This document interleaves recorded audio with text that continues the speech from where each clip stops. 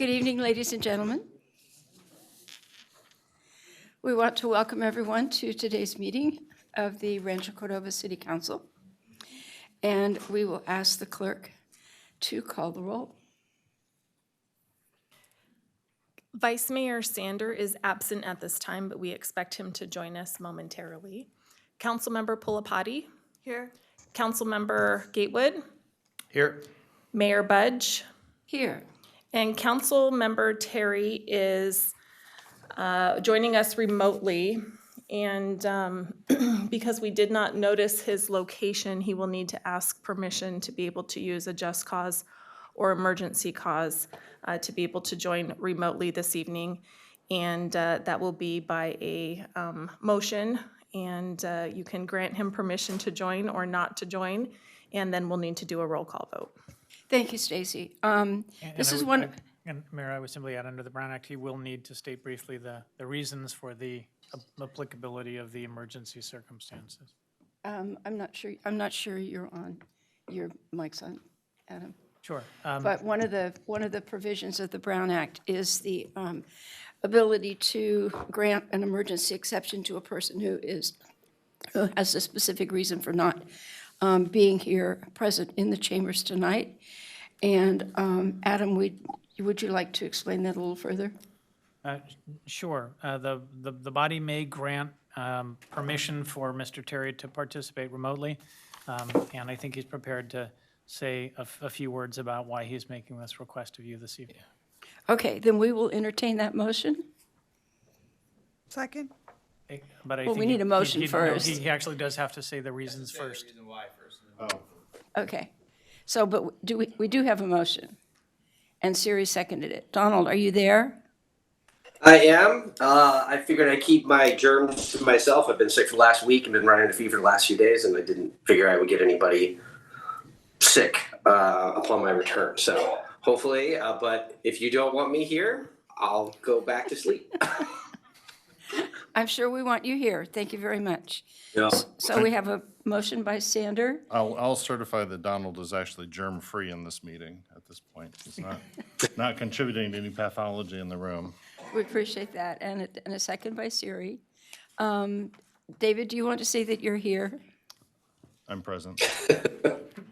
Thank you. That's great, thank you. Okay, Stacy, call the roll. Can I also ask Councilmember Terry if there is any members of the public that are over the age of 18 where he might be, since we don't know his location? I'm at my home, and the only people in my house are my family. Okay, We're thank you. all under 18, My wife isn't, but yeah. whatever.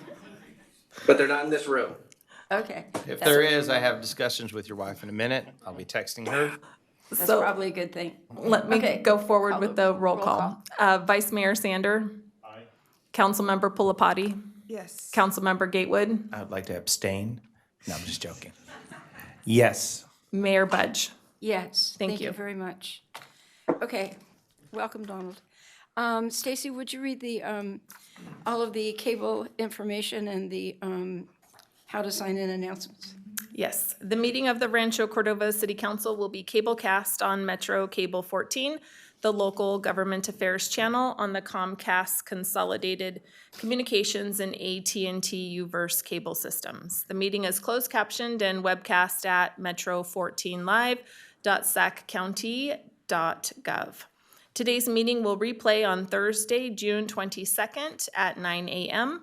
and Sunday, June 25th at 6 p.m. The meeting can also be viewed at youtube.com/Metro Cable 14. A DVD copy can also be ordered from the City Clerk's Department, and a webcast of this meeting will also be available on the city's website within 48 hours of adjournment of this meeting. Thank you, Stacy. As we always do, we're going to invite the audience to join us for the Pledge of Allegiance and to remain standing for an invocation. Tonight's invocation will be provided by Walter Little from St. John Vianney Church, and we have asked Tim Murphy from the California Air Show and SRBX to lead us in the Pledge of Allegiance. Mayor Budge, if you would please place your hands over your heart and repeat after me. I pledge allegiance to the flag of the United States of America indivisible, with liberty and justice for all. Thank you, Tim. Walter. Let us calm our busy minds for a moment, please. Eternal Spirit, called by many names in many cultures and traditions, we do not know who you are, yet we are in exultant joy before the magnificence of your creation. We do not know why you gave us being.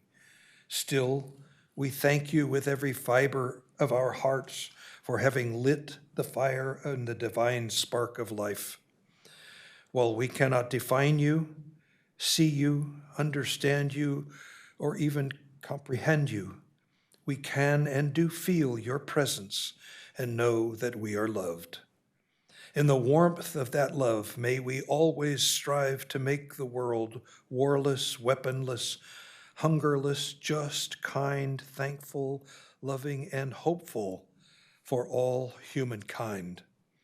Shalom, salam, Om Shanti, Pacem, peace. Amen. Thank you, Walter. Please be seated.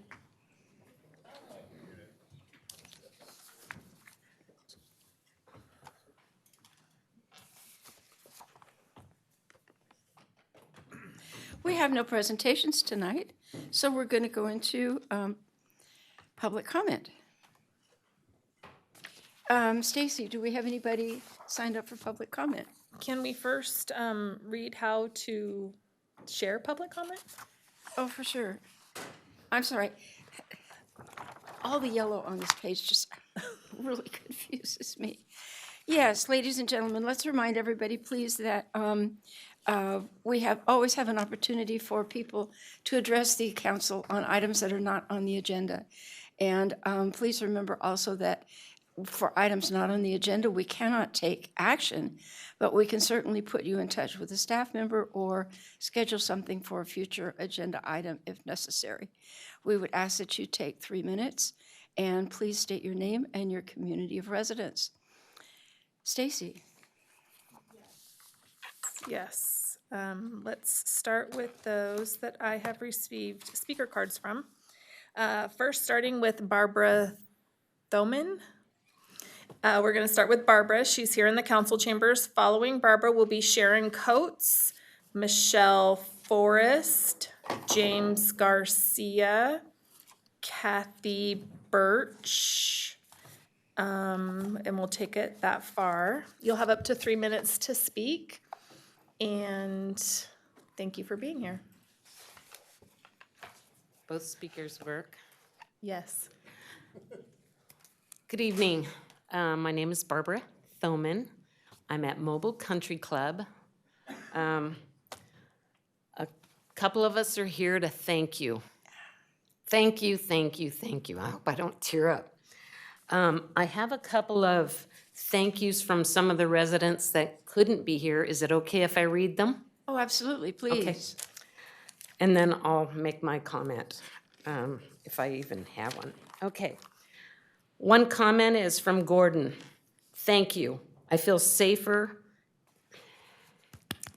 and I feel that the air is less polluted from I don't know if I can do this. Campfires. Our quality of life has improved, thanks to you. Our speaker didn't show up, so I have to do it. From Gloria. I am so happy for the new fence behind my house. I personally have dealt with the homeless issue for almost 2 years. It has been a challenge for me. I know she wanted to move also. It looks amazing out in the back of my house. Thank you so much for all the work you have done. That's from Gloria. This one's going to be hard to read. Thank you, Rancho Cordova City Council, for restoring beauty and order to our backyards. Thank you for listening to and responding to our requests. God bless you.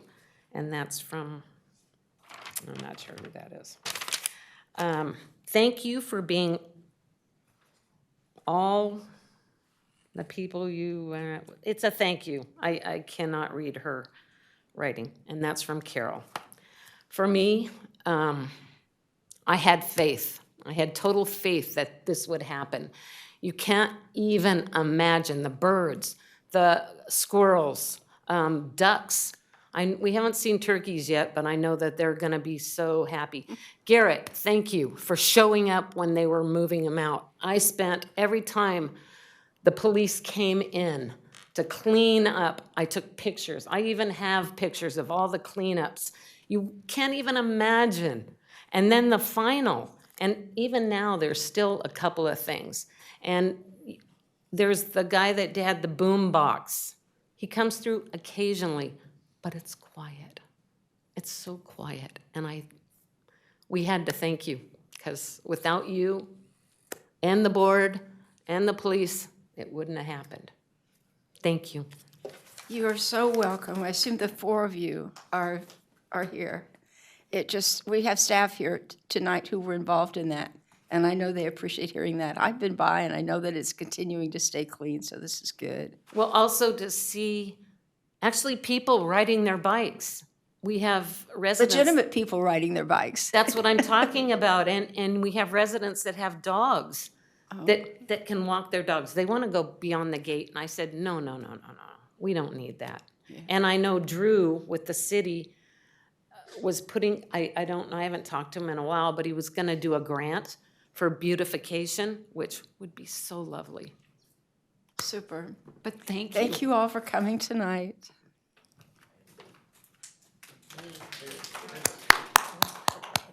The next speaker is Sharon Coates. Welcome, Sharon. I'm Sharon Coates, and I also live in Mobile Country Club, and I'm here also to thank you from the bottom of my heart. It's difficult maneuvering through this senior life as it is, and it's very comforting to know that there are those who say what they mean and mean what they say, and you have done that, and I'm very grateful. It's a world of difference there. You can actually go to sleep at night knowing that we feel safe, and I can't thank you enough. Thank you, Sharon. Michelle Forrest.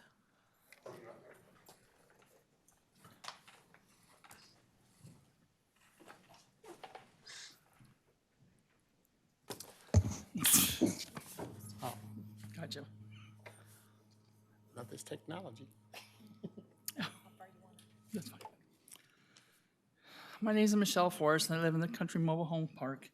I'm writing this letter on behalf of the Country Mobile Home Park residents. We want to thank you and your staff and all the agencies that got this project rolling. I know it took a lot of work, and it's almost completed. It took 2.5 years.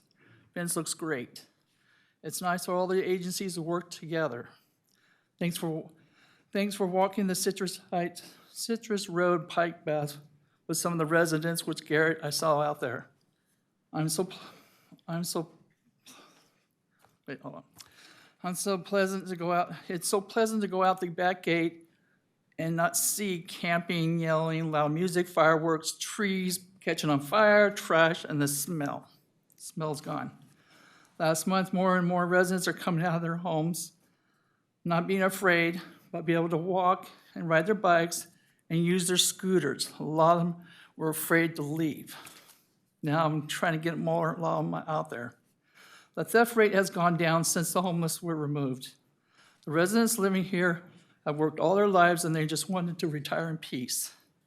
We are just a little community of 480 mobile homes. What a relief has been lifted off our shoulders. And thank you for listening for our concerns. And what agency gets to pave the Citrus Road bike trail, which is from Coloma to Highway 50, and it's really bad. If somebody could put me in some kind of direction for that. Well, that's going to have to be another joint city-county project, so we'll have Micah work on that one. Okay, The city manager can work on that. gotcha. I was just wondering. Well, thank you very much for the project. Thank you. Yeah.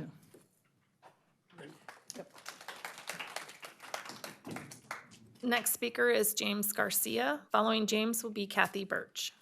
Welcome, James. Hello. Just fix this a little bit. That's really good.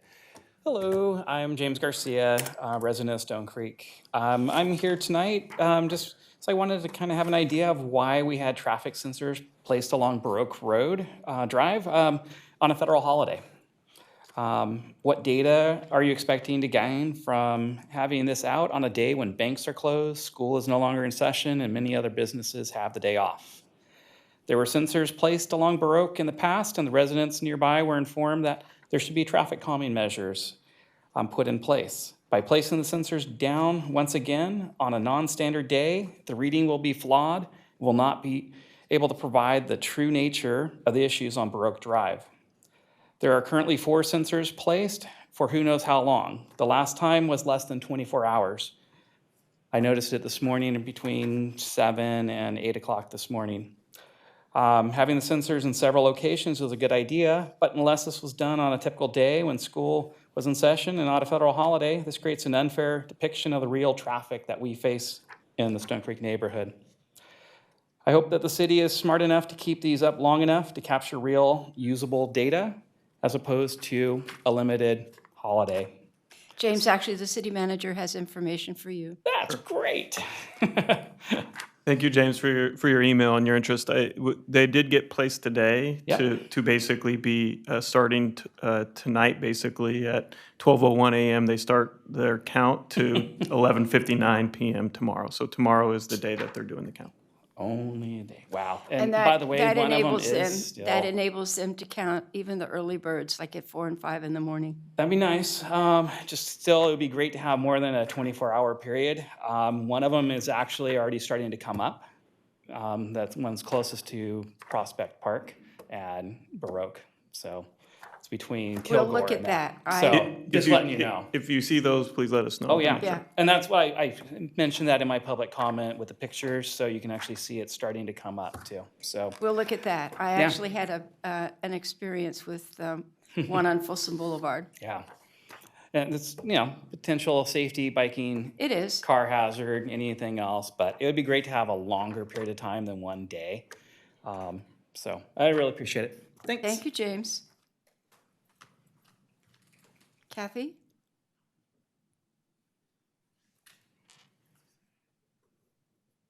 Good, it's down for Welcome, me. Kathy. Hi. Hi, everybody. Thanks for letting me share my thoughts. There are many similarities between Yellowstone, the Paramount series, and the Cassis property currently owned by Truemark Homes. The owner and current residents of both properties cherish the nature, animals, livestock, and serenity of their respective areas. Native Americans consider parts of both places sacred ground. Both areas have significant historical value. The Pony Express traveled through the former Cassis property, and in the 1800s, the ranch was part of the land granted to William Alexander Leidesdorff, who was one of the first biracial black landowners in California. Leidesdorff later became a co-founder of San Francisco. This should be an important part of history for us to know and for our children to learn. Leidesdorff's adobe dwelling was on the Cassis property. On the Yellowstone TV show, developers want to come in and build an airport and make this into a huge tourist attraction and snow skiing community. John Dutton, played by Kevin Costner, is adamant to stop the developers, claiming they only want the land, and once they start building, things will never be the same. The builders have no regard for the pristine nature, wildlife, etc., and both scenarios expect special treatment and waivers for environmental requirements like trees and flood areas. Truemark shows no respect for residents of our already stressed traffic to and from Riverbend Park.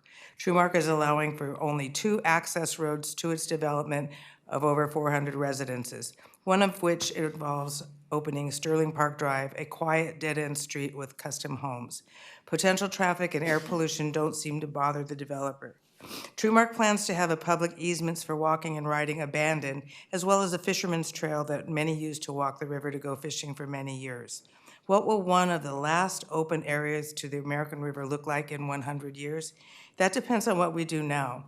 Please be like John Dutton from Yellowstone. Please fight for your residents and thousands of visitors before irreversible damage is done. Don't let the big developer erase history and beauty of this treasure area known as the Casas property. And now that Trumark has submitted their final application to develop this property, adding extra 200 houses for low-income purposes, this is not television anymore. We can't just change the channel. So it's time for us to do something now to save nature. A nature preserve would be far better use for this land for generations to come. Thank you. Thank you, Kathy. Next, Brenda Gustin. Brenda. Following Brenda will be Helen Whalen Bashaw. Welcome, Brenda. Good evening. On April 3rd this year, during public comment, I asked questions about the old Casas property, which I have not received answers to. Trumark officially applied to develop this land using the SB 330 application process. So why wasn't Trumark's initial proposal denied for lack of consistency with the general and specific plans, zoning, and public rights of access, with recommendations for a successful development that would have saved time and expense?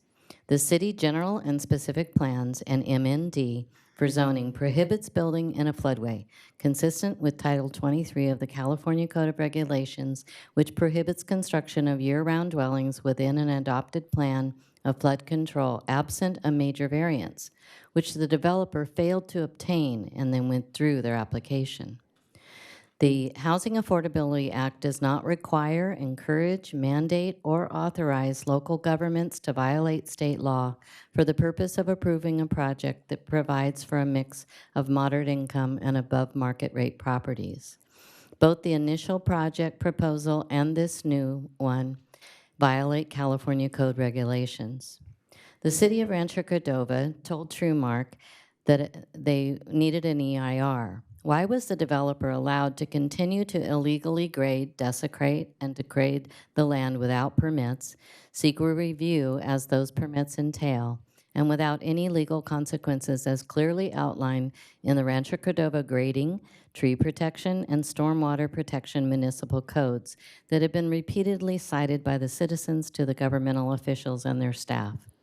The grading without a permit even violated the developer's own arborist studies and biological report parameters submitted as part of its CEQA process. Rather than following their own consultant reports to protect CEQA resources, the developer seemingly used this as a roadmap of what to destroy. Allowing Trumark to build in the floodway is contrary to public safety and fiscally irresponsible. Insurance companies already will not insure residential homes adjacent to this property.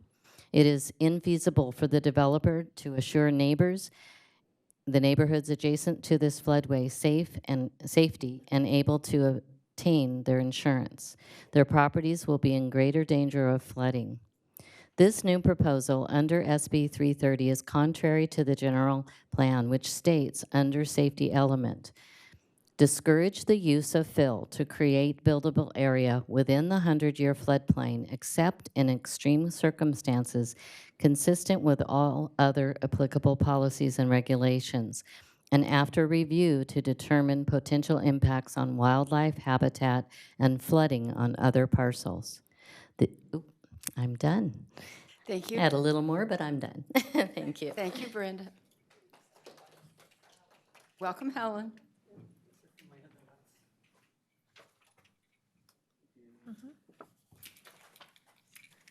So I'm Helen Whalen Bashal, and I'm over near the Trumark development. I have several things. Last time, about the legal defense of the Stone Creek area, we talked about time limits. I'm not an attorney, but however, I represented management nationwide for the United States Postal Service with a union representative on dispute resolutions. We were a team that took all grievances to keep as many as we could out of litigation. A very critical portion is the time limits.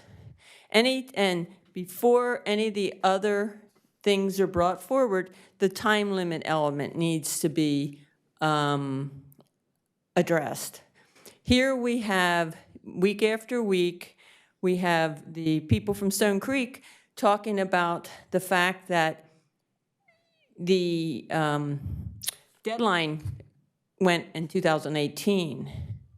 So my concern is the city of Rancho Cordova is ignoring their own rules, court procedural ways.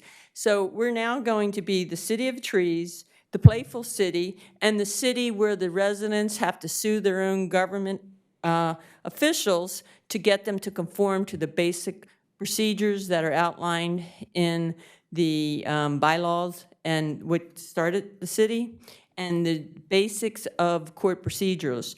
I find this totally unacceptable. There's only one person that didn't vote for it.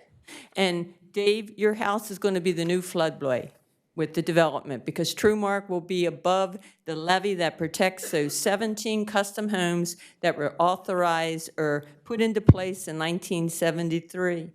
So I think somebody better wake up, because I, again, have supported with another check to the Stone Creek people, because I loved the letter, or I loved what the attorney put in writing for their case that's coming up in court against the city. So I think we need to get on board, city staff and representatives, and start to represent your people.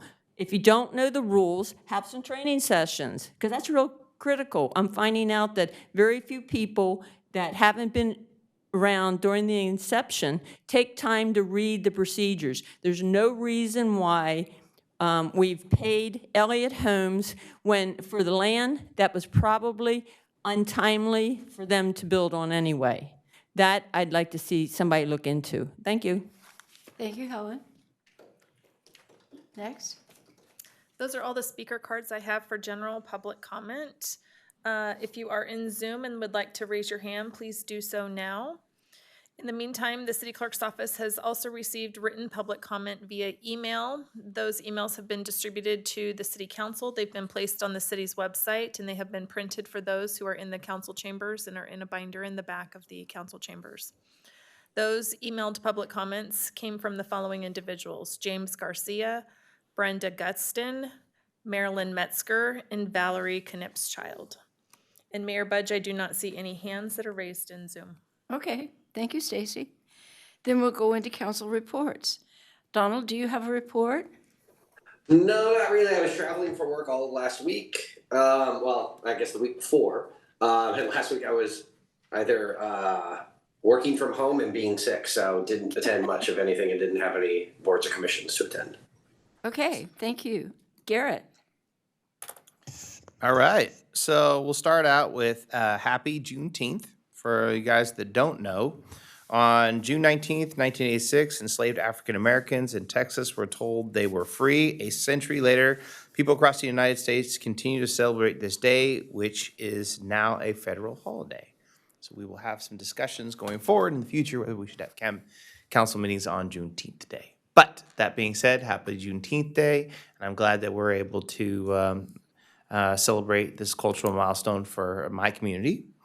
Some of the stuff that's going on right now. Oh, and thank you to the Folsom Cordova Partnership for putting on a Juneteenth at Hagen. It went well. I think as a whole, we're growing as a community, and we're just trying to do more and more outreach. And I think we could use them maybe with the NAACP in the future as a way to really kind of set that off and kind of grow in that way as we do inclusive objects, and the better to show Rancho Cordova is one of the most diverse, I would say, in the state at this point. We speak over 99 different languages, have over 70 different races, and I think that our community is just the melting pot of how the world should look. All right, moving on. South Sacramento, something Conservancy. We worked with, sorry, that was terrible, but it's just a terrible name. We helped to get that through. We had to meet a couple times to make sure that some of our projects didn't know. The price of land has gone up quite a bit. So taxes or fees were increased by something crazy like 25%. I voted to give enough time for our developers and other people to really look at that because that is nuts. I know Linda and I were like going to be like, heck no, you need to do it slowly, but things change. And so there will be time for our good developers to work with the city to really put together a plan. Hopefully they can get some of their projects in, like the battery power plant and some other stuff. Next, I met with the library board. Very interesting that the library board just does a bunch of great things and actually had some fun stuff at our library. If you don't know, they're constantly feeding people at the library, and they have a ton of events. And I can't wait someday when we actually have our own library in our actual city, hopefully at one of our newer schools. Moving on from there, I met with something that kind of touched my heart, and I don't know how many of you guys know about this. We have a group called CChat, which is in the city of Rancho Cordova. What they do is they put cochlear implants in deaf children's ears. And I went to their graduation because I support them 1,000%. They work with these children and take them from the point where they have very little auditory to none and turn them into people that can actually go to schools. I saw their class graduate, and I saw some of their high school students come back that volunteer, that are 18-year-olds. You wouldn't be able to tell if you didn't know that they had implanted the cochlear implant into their head that they didn't speak perfect English. And it's just, all the battling we do, it's nice to see our citizens and community uplifted and just to see them engaged. They're hoping to do some stuff for the Rancho Cordova group, kind of help out some of the Rancho Cordova citizens and have a project together. That was really cool. Of course, Linda, I'm gonna do the shout out. I tried to make it, but I heard there's an amazing event at the MAC that might have happened. And did you go to that 20th year reunion? I did. David and I went. All right. Siri and I, Siri and David and I were there. Siri, It was pretty remarkable. I'm on a timeout for that one. That's my bad. And still open? Yeah, you can still see it. Well, I will go by and see it because I owe the person that's in there, Cheryl, amazing thing because she works with our Bay. If you haven't been to our MAC, it's one of those nice little add-ons that become Rancho Cordova. And then I went to talk to Rich Desmond about our city and what we can do to partner better with him. And there's a lot of changes coming down the county, and I think we just need to ride them, remind them what an amazing city we are and where we can do our next steps. That's it. Thank you. Thank you, Garrett. Siri. Thank you, Councilmember Garrett. I agree with you. CChat is an amazing place for children that can't hear. It is one place that is in Rancho Cordova, and I've heard that people come from other states and they just move to Rancho Cordova because this is a location this is a facility that's only here, that's not available in other cities, and people travel every day from as far as Vacaville in the Bay Area just so that their kids can go to this school. So this is a great venue that we have over here. Really thankful for that. We've had a lot of days that came by. We had the Flag Day. We had Father's Day. Happy Father's Day to all you people out there who are fathers and father figures in kids' lives. A very happy Father's Day to you, and hope you had a great celebration. And today is Juneteenth, as Councilmember Garrett mentioned. It is a day we recognize the end of slavery, and to us today, let us inspire that we continue that journey towards equality and freedom for all. Among the meetings that we did attend, city staff, council members met with the city of Folsom and the Folsom School Board to discuss the Folsom School, the way it is right now, and how we can work towards a project to see if we can then have the Folsom School separate from the Rancho Cordova schools. As you know, we have 4 school districts in the city of Rancho Cordova, and schools are always a cause of concern for us, given we're with one school here in Folsom Cordova, and and then we also have the Elk Grove School District where our kids are being bused to, and that's something that also we have to start looking into. So we've started this in collaboration with the Folsom City Council and the Folsom School Board, and we will see how. I think the resolution is now passed. No, They delayed it. Okay. They have some questions for city staff. This is a long time coming, and it's taking a little while longer to even get that project started. So we will let you know when we get there. But do know that schools are a high priority.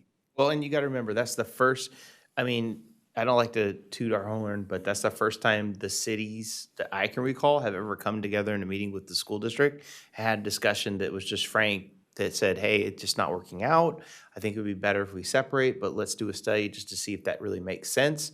And if it does, how do we make it economical, for Rancho Cordova to really get the money it needs to be able to take that next step? Because in the end, Rancho Cordova schools are one of the most important pieces of our region. And if we can do something to help them succeed better, I think we need to do that step. Yeah. And it was awesome. And they were everyone was on the same page. There was no fight. There's no glad handing or grandstanding. It was just, let's do the right thing. Yeah. Everybody was in support of the feasibility study, yet it takes time to move forward. With Council Member Mayor Linda and Vice Mayor Sanders, we visited the MAC, which is 20 years of magic making in the city of Rancho Cordova, and that exhibit is open until July 15th, so please go check it out. And that's the end of my report. Thank you, Siri. David? Thank you, Madam Mayor. I have a few things. I just drove by the Mobile Country Club yesterday to check to be sure that nothing untoward was happening there, and I was so impressed to see it stay clean. So I'm so glad those residents came tonight. I'm glad they feel safer in their community. I wanted to remind everybody, I guess, that was a city-county partnership where the county sort of asked the city to be an active partner in helping them with that problem. Technically, the problem was on county property, not city property. But together with a lot of city action, we got that taken care of. So that is a win. It's a tough win, but a win. We are going to have a giant track meet this coming weekend. About 2,500 kids are showing up to Cordova High School. There's a swim meet going on at the same time. I think there's a concert going on one day this weekend. This is a 3-day track meet, so lots of hotel rooms, lots of local business activity, 4 days actually of activity. And a lot of the organization has fallen to local Rancho Cordovans to organize. So we are building up capacity in how to do this. And I'm excited by that. It's taking a lot of my time, but I'm very excited by it. We've got a lot of 20th anniversary events going on. I was at the MAC history event, but we also have an an outside demonstration art event happening. We have a concert happening. We have special events on July the 3rd and on July the 4th in Hagan Park. So there's a lot happening out there to help celebrate our 20th anniversary. I can't believe it's been 20 years. It's still sort of a shocking number for me, but that exhibit at the MAC really tells a story about where we were and how far we've come. So I appreciate everyone who was involved in putting that together. The joint school meeting was pretty historic. I wish the school board had acted last week when they had a chance. They punted for a couple months, so I guess we've got another 2-month delay in moving that forward. But everyone in the room was agreed this is something we ought to look at for the sake of our kids. So that was a very, I think, historic moment to have city councils of Folsom and Rancho Cordova and the school board coming together to say this is a joint priority and a joint interest. And then I spent a lot of time this weekend dealing with a break-in at the mine shaft. And normally I don't complain about things like this, but it kind of hits you personally in a way. The great building out there, the Cordova Community Council has owned it. The city has recently taken ownership. We're doing a future joint partnership. There's some messiness around it right now because of the transition that's about to happen. And someone broke in, smashed a window, went into the building. And you think about who's impacted by that. It kept me from getting to Juneteenth in Hagan Park. That was my personal impact. People who normally deal with it are out of town, so it fell to me. That's fine. Part of, our volunteer work, our good work. But, those burglars who appeared to be homeless, who appeared to be probably meth addicts based on the stuff you see around, a lot of electronic stuff sort of disassembled and parts laying around, had been there a few days, disassembling things behind the building, I think, and probably in the canal nearby. But that's a youth program they impacted. That's all of our tax dollars in some way they impacted. That's a lot of volunteer time they impacted. There's vandalism, there's theft. It's just so unfortunate when you think about the impact of, odds are, in this case, just from the stuff that was left at the scene, homelessness, meth addiction, and these petty crimes, the cost it has to all of us that I don't think we recognize quite often enough. You heard it tonight, and that's the reason I'm mentioning this, is in sort of those thank yous that came from people who are living in that mobile home park, who for 2 years felt unsafe in their own neighborhood because of this. I don't think we can, stress this too much or make too much of an effort here. We need, frankly, to do more.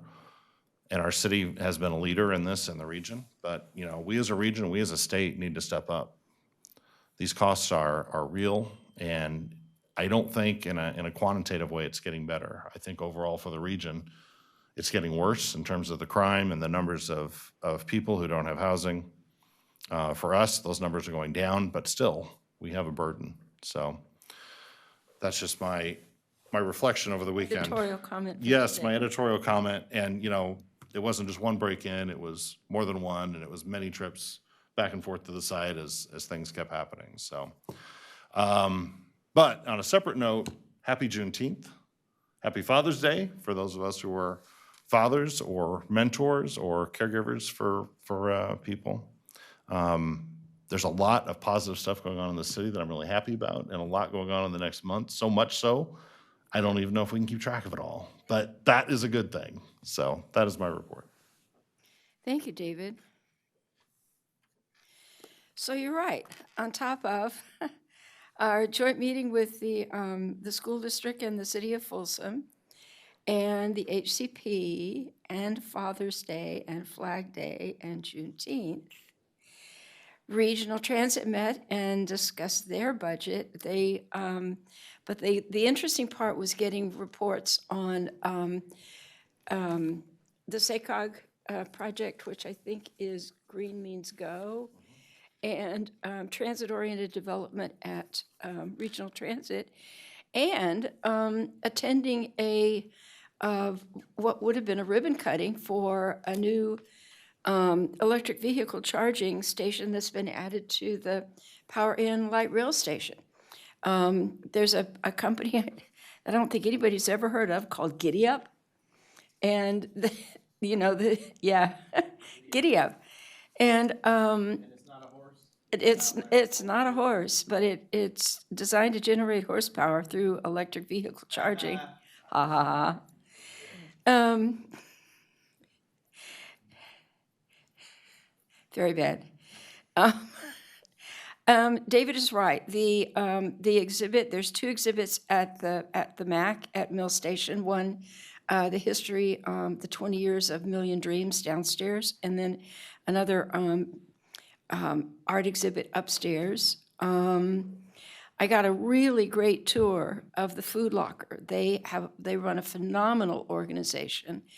And the new executive director over there, Carrie Johnson, she is really running an organization that has expanded so much in the last few years that they were serving like 25 people a day, and now they are serving over 100 people a day on Monday, Wednesday, and Friday, and it takes remarkable logistic sense.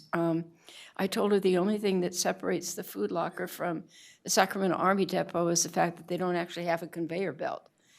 It's an amazing organization, and it's been benefited so much by the new state law, 1258 or 1358 or something or other, that allows food recovery.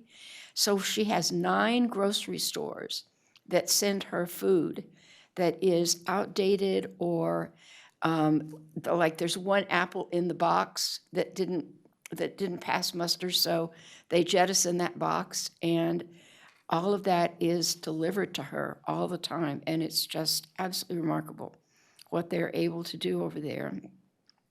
We want everybody to remember that to come back here on Thursday from 10 to 2, because the Chamber of Commerce is doing their annual Business Expo and Job Fair, which is absolutely fun and fascinating.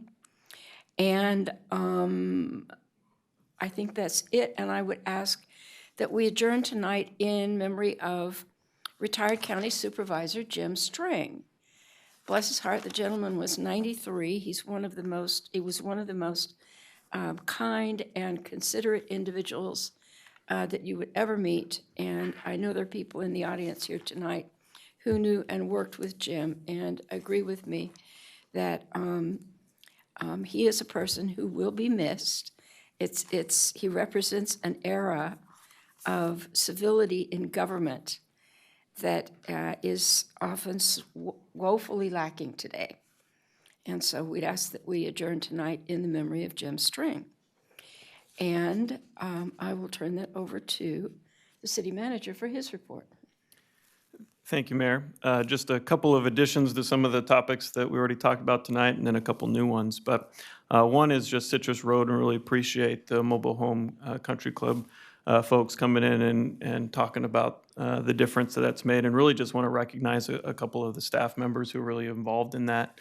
Albert Stricker, who was helped work with the county in making that happen, and then our HOT teams with Resh Ducharme and Ralph Garcia, who all put in a lot of work over the last couple of years, not only the ongoing efforts that were made there, but also the ultimate change in the end that ended up being a partnership with the county. And so really do recognize that work. And just to add, we did receive an additional $100,000 grant from SACOG to look at future access and beautification of that stretch. And so we are continuing to work. It's not a project that's over, but we'll continue to look at for future investments.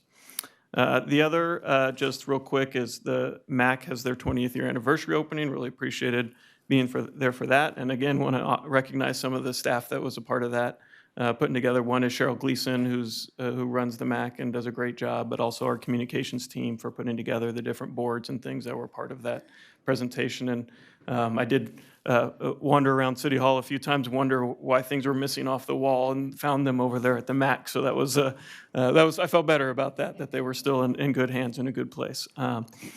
Just a couple other things. One is Leadership Rancho Cordova graduated on June 8th. We had a couple team members in that, Edgar Medina and Arlene Grennison Jones, who graduated with that. And just as a reminder that they are restarting that annual process, so that application period is open, and it's a year-long program of Rancho Cordova leaders to gain a deeper understanding of kind of the resources and things that are available in the community. And so if anybody's interested, please apply. But we typically have a couple of staff members every year that go through that program.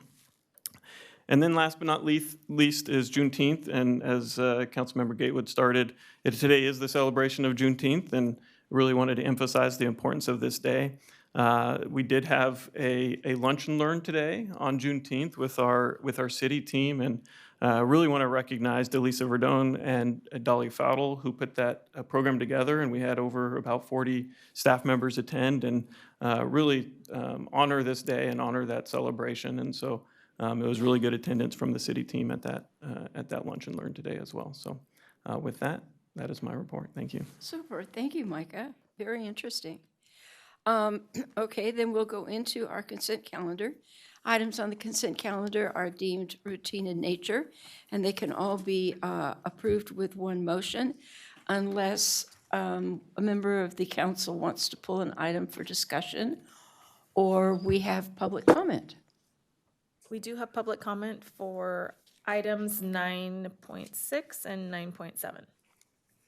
Okay, let's do the comment on 9.6 and 9.7. Do you want to take that first? How about we pull 9.6 and 9.7 and do the remainder of the calendar? Okay. If that's a motion, I'll second it. That's my motion. Okay, great. So Thank we you, have a Dom. motion to approve 9.1 through 9.5 and 9.8 through 9.13. Call the roll? Councilmember Gatewood. Yes. Councilmember Terry. Aye. Councilmember Pulapati. Yes. Vice Mayor Sander. Aye. Mayor Budge. Yes, thank you very much. Would you read in 9.6, please?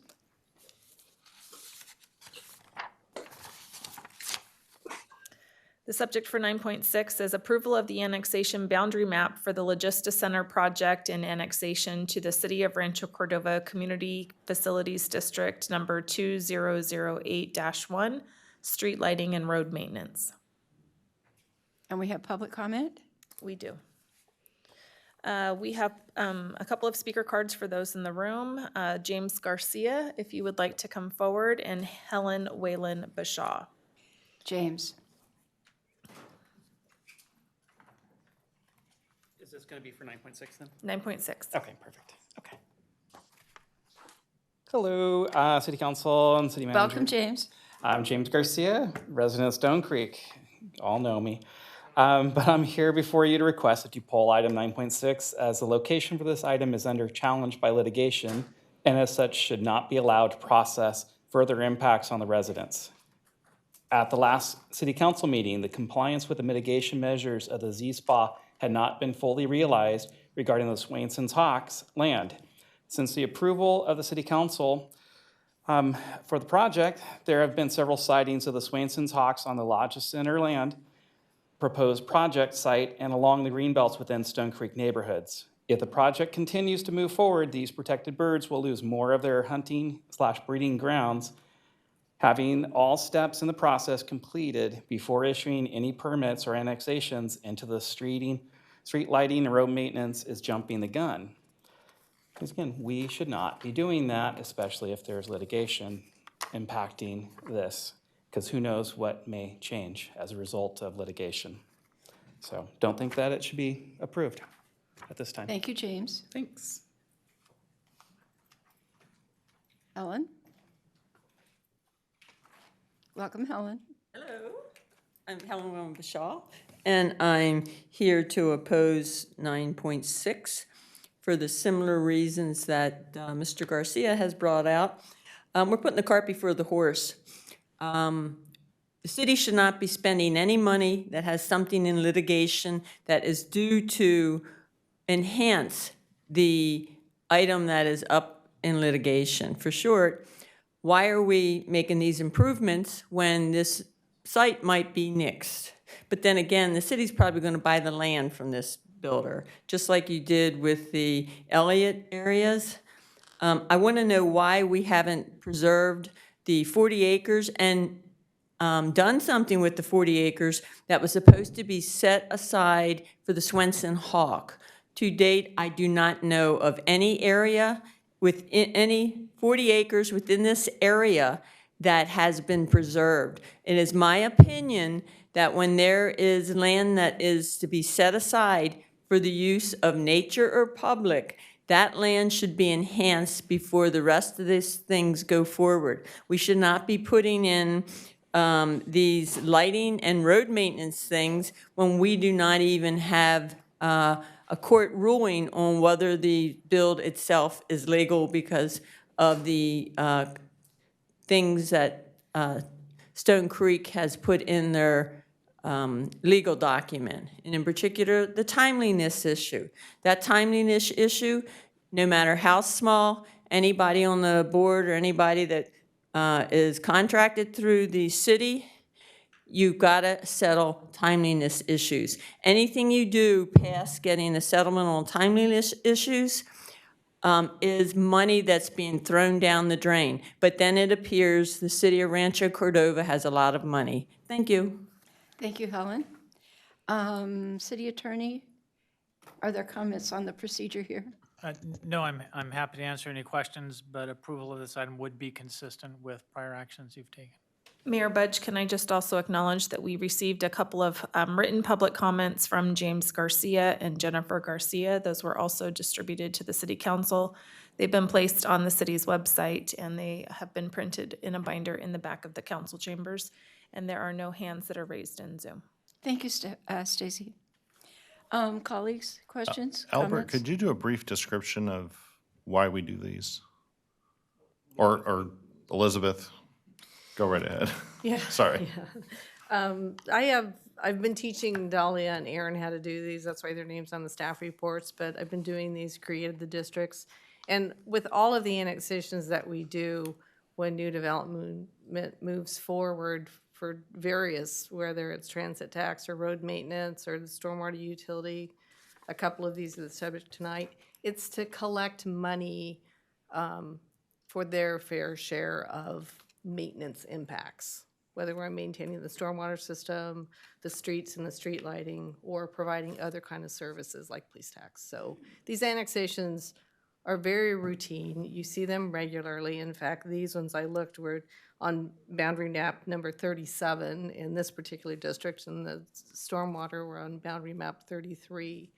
So they're fairly routine, and it's to collect money, right? So they So pay their fair share If of we didn't maintenance do and this, services. they would be exempt from paying for some of their impacts at the site, in essence. Right, they have a condition of approval that they need to annex to this. And right now, So they're not this- paying anything into any of these districts. No, you have to annex them first. And this is before what they we do it. use to maintain wastewater, street maintenance, those sorts of things. Yes. Anything else? Quick question, since it is under now litigation, does that change anything? Because we are being sued by the citizens for this action.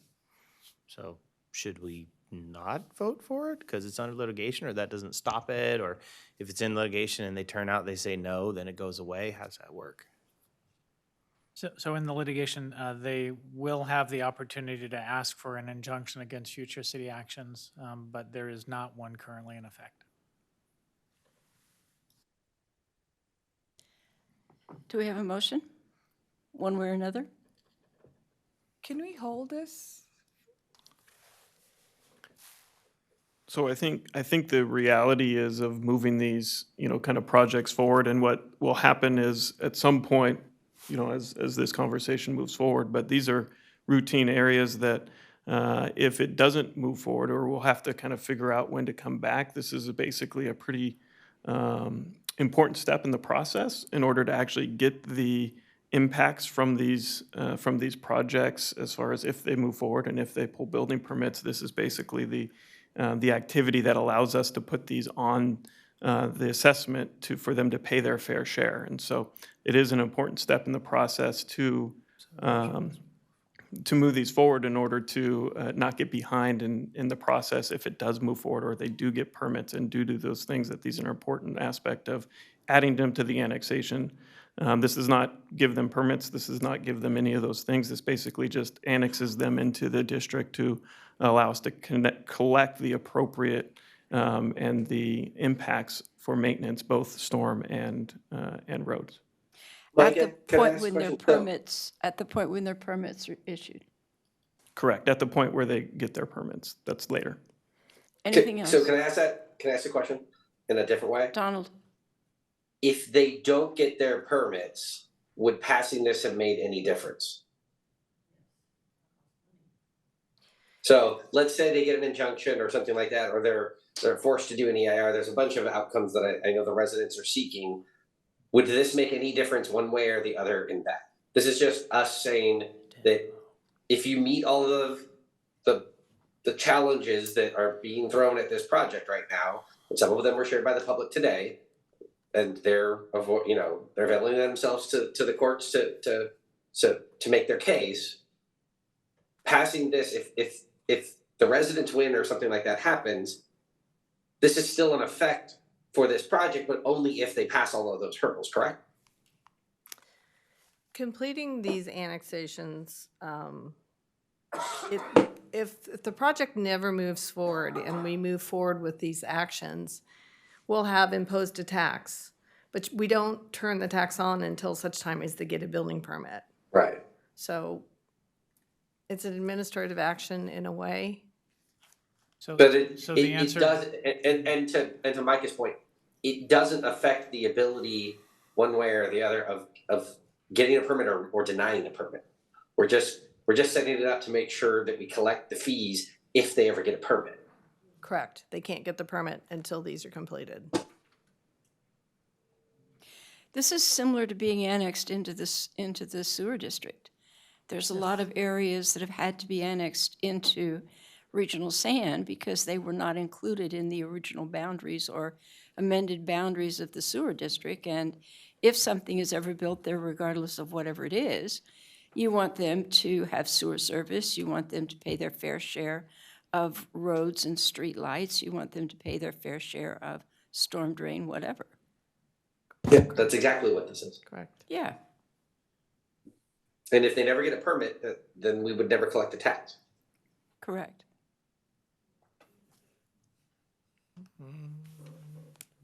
I'll move the item. Thank you. Is there a second? I I'll will second. Okay, David seconded the item. So call the roll, Stacy? Councilmember Terry, Aye. Vice Mayor Sander, Aye. Councilmember Pulapati, Yes. Councilmember Gatewood, Nope. Mayor Budge. Yes, thank you very much. Would you read item 9.7 into the record? The subject for 9.7, a resolution declaring the city's intention to impose an annual stormwater utility fee for the maintenance of storm drainage and flood protection systems for the Logista Center project. And we have public comment separate for this? Yes. James Garcia is in the council chambers, and Helen Whalen Bashaw. While James is coming up, I'm going to recognize that the council received, or the city clerk's office received public comment from the following individuals via email: James Garcia and Jennifer Garcia. Those were distributed to the city council, placed on the city's website, and they've been printed and placed in the council chambers in a binder in the back of the council chambers. Thank you, Stacy. Welcome, James. Hi, I'm back again for what you were talking about, the sewer. I want to point out the fact that the day that the Stone Creek Industrial Project was worked on, there was sewer work being done on the property. Was informed, I notified the city of it, said that it's done in the public easement for sewer. So by you approving the previous one, there's already been work being done on all these other projects. I know Logista Center project also had sewer work done prior to the approval on that project in the public easement. James. There's no idea of what's going on with some of this stuff. There is birds going on in these lands. I presented, as part of my public record, photos of the Swainson hawk on a light post right there at the property overlooking the California National Guard. Doing this before everything is mitigated is just unjust. So I have a question. Yeah. So when you talk about sewer work going on, Yeah. are you talking about the digging that was going on at Baroque and Zinfandel? Absolutely on that one, but there was That also was- done okay, on but Bear that- Hollow. But you know that was Golden State Water working on the water main there. Yeah. And That's there's- not sewer work. But other work, though, there was work going on. Well, that's because they had it was next to an active fire hydrant. Yeah. And they had work to do with the fire hydrant. To line up everything else in To sewer for provide- the property. Yeah, that is not a To project provide- official. Fire hydrant service. Thank you, James. And all the other fun stuff, so, no. But again, you have hawks that are on that land. That is not mitigated. That is going to tear up their land by having that project built on Lodge Center land. Thank you, You have the James. pictures. Yeah. Thank you. Welcome, Helen.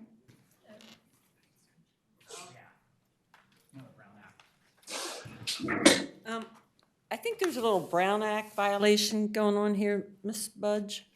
So I'm Helen Bashaw. I don't live in the Stone Creek area, but I still believe 9.7 is a cart before the horse.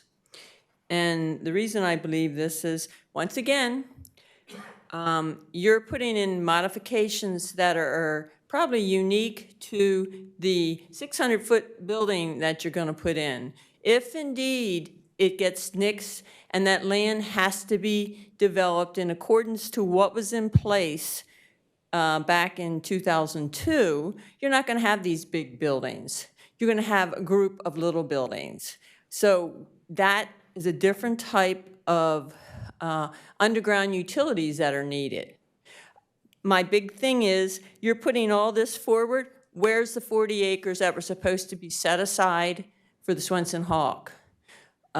James has shown pictures of the Swenson Hawk in areas that can be identified as the areas that we're now working on. So my question is, the city has bought back the land from Elliott, who seemed to be a little disappointed. And it was a timeliness issue on that one also. Putting this money in here, you wouldn't go in and put in utilities in your own property if you weren't sure where your house was going to be located. You have a 10-acre lot, and you put your utilities on the south corner. And you end up putting the house on the north corner. Your utilities aren't there. So why are we doing this with a city project? Is it because we have a lot of money? Or is it because we've already predetermined? This action by the city is showing predetermination to put these builders in ahead of the citizens' own benefits. Or this Rancho Cordova is noted for being a city that embraces all these builders into the area. Now we're finding out, because a few of us are stepping forward, that some of these projects are not within compliance to the rules that were established in 2002 when city became a city. So my question is, which one of yous up there want to pay the cost of litigation when the citizens prevail? Because the citizens, each one of you up there represents somebody on the paycheck of the citizens. So you don't have anything to lose, but the citizens do. We're paying for decisions that aren't totally thought out and decisions that don't comply with prior rules. And thank you. Thank you, Helen. Any further questions? Mayor Budge. Yeah, I have a question. Mayor Budge, I just wanted to just mention that there's no additional public comment in Zoom. Thank you, Stacy. Donald? So to staff, again, is this in any way permitting any kind of physical work on this land in any way? No, this is strictly a financial mechanism. There's no physical work that this institutes.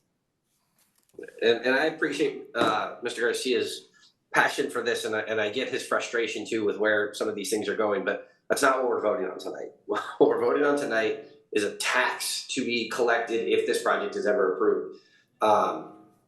It sounds like the mayor is very aware of some of the work that was being done there, and it was by the water company that services that community. So let's not cross over conspiracy theories on some of these things. There are regular work that has to happen all over the city that somebody may claim is some sort of predetermined thing. We have not issued a permit for this project. There's been a vote, and now there's litigation that we're going to talk about in closed session tonight. But the two things, this thing does not connect to that thing, even just because you want it to. So with that, I'll move the item. Thank you, Donald. Any further questions? Is there a second? I'll second, just with a comment that if we don't do this, we're in violation of what we said previously and probably liable for something. Second, if we don't do this, then we're probably giving up revenue that we need to support normal city operations. Absolutely. So this is a net negative if we don't do it. I think people are confusing an approval with our ability to try to mitigate the impacts of an approval. Both of these are mechanisms by which the city collects revenue to pay for the impacts of a project. And the cost of putting these in place, of taking this resolution, of writing this up, it is so pro forma. It's done for every single bit of development in every city in our region, for all of their districts. It is literally cut and paste documentation. This is not spending any noticeable city money to adopt these, other than to get our ducks in a row to be sure that we can collect the impact fees that a developer owes us at the right time. Thank you. Can I ask one other question? And this is something that I don't know if staff can bring back at some point. I've heard many claims of Swainson Hawk violations and other things in the past. It's never actually come before the council until the last few weeks, I would say. But what is the standard to this around the mitigation plans and how that works? Because the fact that that we can see one on a light pole near a project does not say no building's ever allowed to be there. There's a mitigation plan of land in other places and other things that the developer has to meet or they can't get their permit. And so, so I'm just trying to understand that, because I know like there's a nesting area that's different than if they just fly by and you see them. So I don't need an answer today unless somebody on staff is prepared to answer that question. But if not, at some point, I would like to have that as an information item to talk about. How do protected species act violations or plans and mitigation plans work? And what is the city's role in enforcing those things? Because my guess is it's wrapped up in the environmental impact report that was already done on this project. So if I may, in very general terms, the way a number of our species mitigation programs work, including the program that Mr. Gatewood makes acronym jokes about, the HCP, is that there are that in order to mitigate the species that are lost on your particular property, you contribute to a fund that provides habitat and improvements and facilities and benefits for those species and other places that provide suitable habitat and that will maintain the species. So we have a number of programs that take that approach, including the Habitat Conservation Plan, the South Sacramento Habitat Conservation Plan, and the approach to Swainson hawk mitigation. We'll be happy to provide you with additional detail at a future meeting. Thank you. We could put that on our section called future agenda, request for future agenda items. Sure. Okay, thanks, Thanks. Donald. Yeah, because actually Garrett and I have been into this HCP for almost 2 years now, and his point about continuing it because the fees had gone up dramatically is very well taken. They did go up 27% in some cases, and you don't necessarily have to provide habitat, but if you don't, then you need to pay a significant fee. Yeah, I guess my point is more around what does it mean that we see an animal, or especially a flying animal that may land somewhere but doesn't, breed there or have eggs there or whatever. Like, how do those things work? I know if you see an elderberry bush in certain places, then that nixes certain things being able to happen and that kind of stuff. But just how does that work in general? I'd love to at some point spend 30 or 45 minutes talking about this subject at some point. In 11 years of being here, I don't feel like I have much of an expertise. I know we've had maybe one project that was over in the industrial area up by Sunrise and like Mercantile that this was raised at. And that was kind of the only time that officially somebody came to a microphone and claimed something like that. But besides that, I don't recall it ever being an issue. Sure. So thank you. Thanks, Donald. So, Stacy, we have a motion and a second. Would you call the roll, please? Councilmember Terry? Aye. Vice Mayor Sander? Aye. Councilmember Gatewood? No. Councilmember Pulapati? Yes. Mayor Budge? Yes. Thank you very much. Motion carries. So we are going on to our consent public hearing items, and we have none. And we also do not have any public hearing items. And under regular calendar items, Stacy, if you'll read 12.1.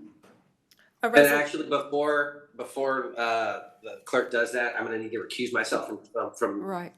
Oh, I'm sorry. Wait, are we on? We are, right? Hang on. No, Yeah, for 12.1, I'll need to recuse myself due to a conflict between the air show and my wife's employment with the air show. And so with that, I will step away and hopefully somebody will text me when we're done. Super. Thank you. The subject for this item is a resolution authorizing the city manager to execute a sponsorship agreement with the California Air Show Group for $300,000 through June 30th, 2025.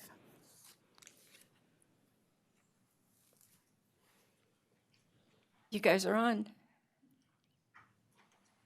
Kim, do you want to introduce them?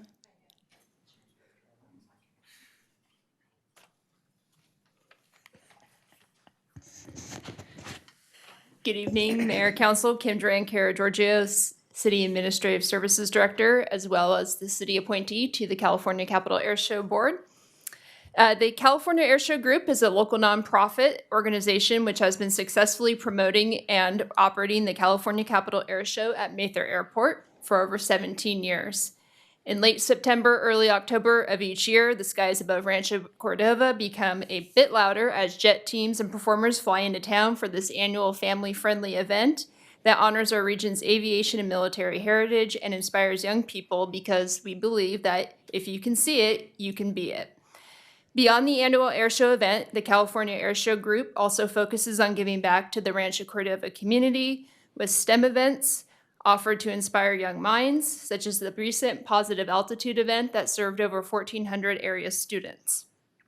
The city has been a co-sponsor with Sacramento County for the annual airshow events and associated youth events since 2015 with an annual contribution of $100,000. Beginning in 2023, the California Airshow Group has requested increased support from both sponsors in the amount of $150,000 to help support the vision of where the California Airshow Group wants to go in the future. The County of Sacramento has solidified their commitment with approval on June 13th. And with that, I will turn it over to Terrence McNamara, Chair of the Airshow Board. Hi, thank you, Kim. Hi. Welcome, As Kim Terrence. said, Terrence McNamara, Chairman of the Board of the California Capital Air Show. Just a couple of notes really quickly for you. You know, we started the organization with a feasibility study in 2004, a static display event in 2005, and the first flying show in the spring of 06. I know some of you were there for sure. Over time, we've matured as an organization. We've become a recognized air show across the industry. But one of the reasons that we're so recognized is because we've figured out how to missionize our air show. The air show is an event that funds a bunch of other things that we do. Because of the amazing capacity of Mather Airport and the great support of the county in allowing us to use it every year, we have free STEM programming for students. As Kim mentioned, Positive Altitude, one of our favorite events where we can bring a bunch of youth out and expose them to careers, not only in aviation, but also in public safety, in all of the things that go around the airport, which may or may not necessarily be airport related. In addition, we have a large patriotic civic amenity right here in Rancho Cordova. Draw for visitors. David made mention of an event this weekend and the impact that it has on hotels. This has a massive impact on the hotels in the region. We sometimes struggle even to get hotel rooms when we need them for people at the last minute during the weekend of the air show. A positive economic impact, the most recent report, which was done pre-COVID and probably needs to be refreshed, with lower attendance numbers, showed an impact of over $7 million and a return in sales tax revenue of over $150,000. In addition, we support community partners. We have revenue share programs. So this is our parking and our concessions, where community groups can come and participate and volunteer to perform those services, and their organization receives a check from us at the end of it to help fund their missions. And then our army of dedicated volunteers, many of whom are proud Rancho Cordovans and have been with us since the beginning, over 600 people to make the show happen. And so in the past, we can't thank you enough for what the city of Rancho Cordova and this council has done for us over the years, getting the air show off the ground in its early days, believing in our STEM education programs and attending and being part of them, for positively impacting the lives of the youth who come to the air show. And you've been with us every step of the way, and we thank you for that. So I'd like to introduce also the vice chair of the board, and Timothy Murphy. That's right, I'm a heartbeat away from the chairmanship of the board of directors. Did you jump in first? Did I get Yes. out of work? Yes. I got out of work. I will play the role of Vice Chair Tim Murphy today. No. My name is Darcy Brewer, and I serve as Executive Director for the California Capital Air Show and the Capital Air Show Group. Thank you for having us today. I wanted to talk on our next slide about where we are now. Every year, we treat airshow attendees to the opportunity to step back in time and experience theatrical tribute performances and displays that honor significant moments in history. And we back that up by hosting heroes, legends, and the many unsung heroes who volunteer to be with us throughout Airshow Week and our student STEM events. Our ramp inside the gates at Mather Airport is literally bursting at the seams throughout the year with accomplished mentors and role models who inspire young people to believe that if you can see it, you can be it, as Kim said. That's what we're about, inspiring kids, and we seem to be able to capture their undivided attention by making some jet noise for a couple of days each fall. It all started, our mission, with STEM scholarships. To date, more than $456,000 have been awarded to local high school students, with just $75,000 last month to at least one stellar Cordova High student who dreams of pushing the boundaries of innovation and just need a little help to get where they wanted to go. Our annual student contributions to scholarships will continue to grow. What you see up there is just one page of 3 of our scholarship recipients. These are the faces of what's next for our region. And it's their hopes and dreams we read about in their essays on how they plan to change the world for the better and the career field they hope to accomplish that in that drives our programming, our speakers, our performers, our interactive exhibits, and our displays each year. To add to that, Terrence mentioned, and so did Kim, throughout a typical year, we train amazing interns. Sometimes we torment them, but they all come out doing things that I am so in awe of. We schedule one-on-one mentor opportunities and host a wide variety of free student programs that showcase science, technology, engineering, and math as the tools needed for success. Since 2011, when our youth programs started, more than 16,500 K-12 students have had the opportunity to experience a wide variety of hands-on, experiential STEM demonstrations and hear from hundreds of notable professionals about how their education made their careers possible. And thanks to the increased funding Kim mentioned from our generous supporters, kids have been free at the air show, not just the STEM programs, since 2015, making it possible and affordable for families to join us to see the excitement on the faces of their kids as they learn something new. We're excited to see the Thunderbirds. Everybody loves the air show. I don't think they know exactly what we're doing with it as a fundraiser, but this year we're going to celebrate the 70th year of the Thunderbirds performing for crowds all over the world and honor 65 years since the mighty B-52 Stratofortress took up residences at Mather, as well as the city's 20th year. We recently hosted 1,500 guests, 1,400 students for the annual Positive Altitude event, and it was awesome. Our STEM Expo and Ask Me Anything conference is coming up in late August. Girls in Aviation Day will be in September, and for 2024, we'll see the return of a Day at the Airport Career Day field trip series that happens throughout the spring for the younger ones, and more of the Explore the Drone Zone, NASA, and other events, including some new and targeted STEM events for students. We strive to inspire the youth of today to dream big and realize that there's an exciting, challenging, and rewarding world full of options that involve science, technology, engineering, math, and space and aviation. And our goal is to expand the capacity of our STEM programs to allow a greater number of students to participate. And now, Vice Chair Tim Murphy will wrap it up. Thank you. A heartbeat away. A heartbeat away, that's all it is, David. So you've heard now a little bit about where we've been and what we've been up to for the last 17 years, but it's only the beginning.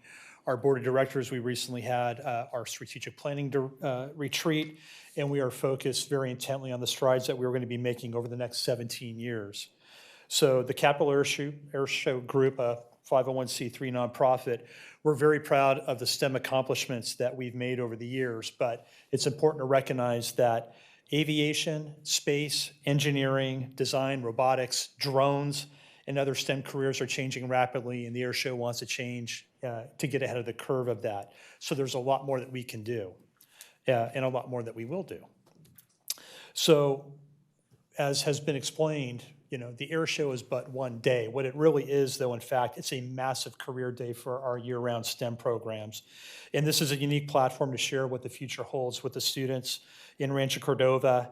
And it's done with the thanks of our roster of community partners, educators, youth organizations, and regional employers who are all willing to roll up their sleeves with us to deliver hands-on learning opportunities and programs that will ensure that we are growing our region's talent by showcasing the educational pathways, workforce development programs, and STEM careers for all grade levels that exist and will exist in this community.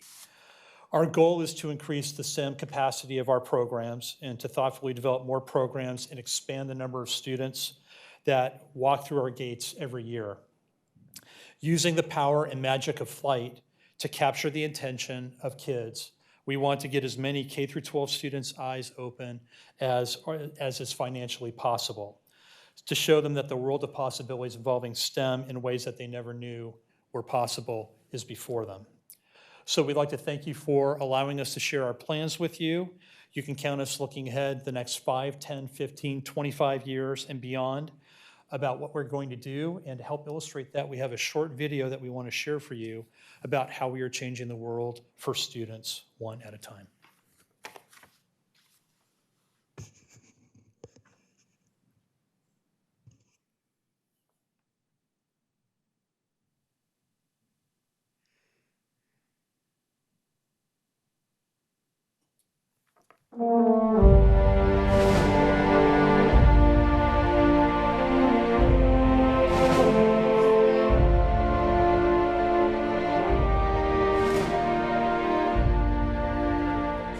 If you find the right thing you want to do, find the thing that makes you passionate and excited about your future, there isn't a person or thing that can actually take that away from you.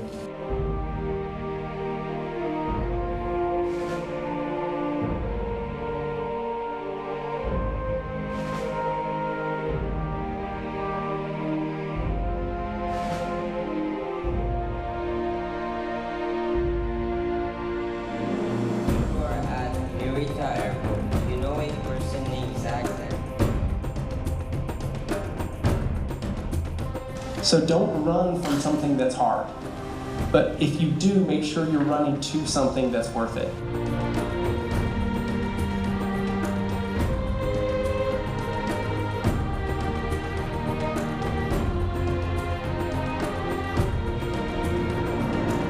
I'm glad to have the chance to volunteer for STEM.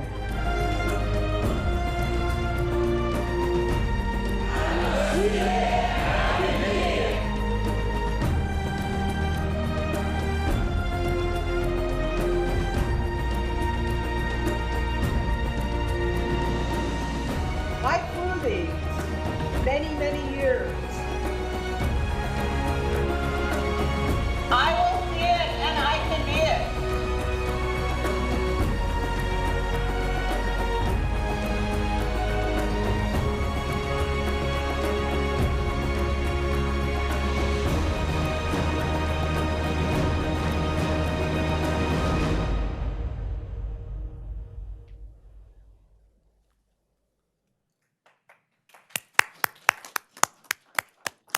So with that, I just want to be sure that if you haven't already marked your calendars, and I know that all of you have, but it bears repeating, we are thrilled to welcome back the United States Air Force Thunderbirds to our show on September 23rd and 24th.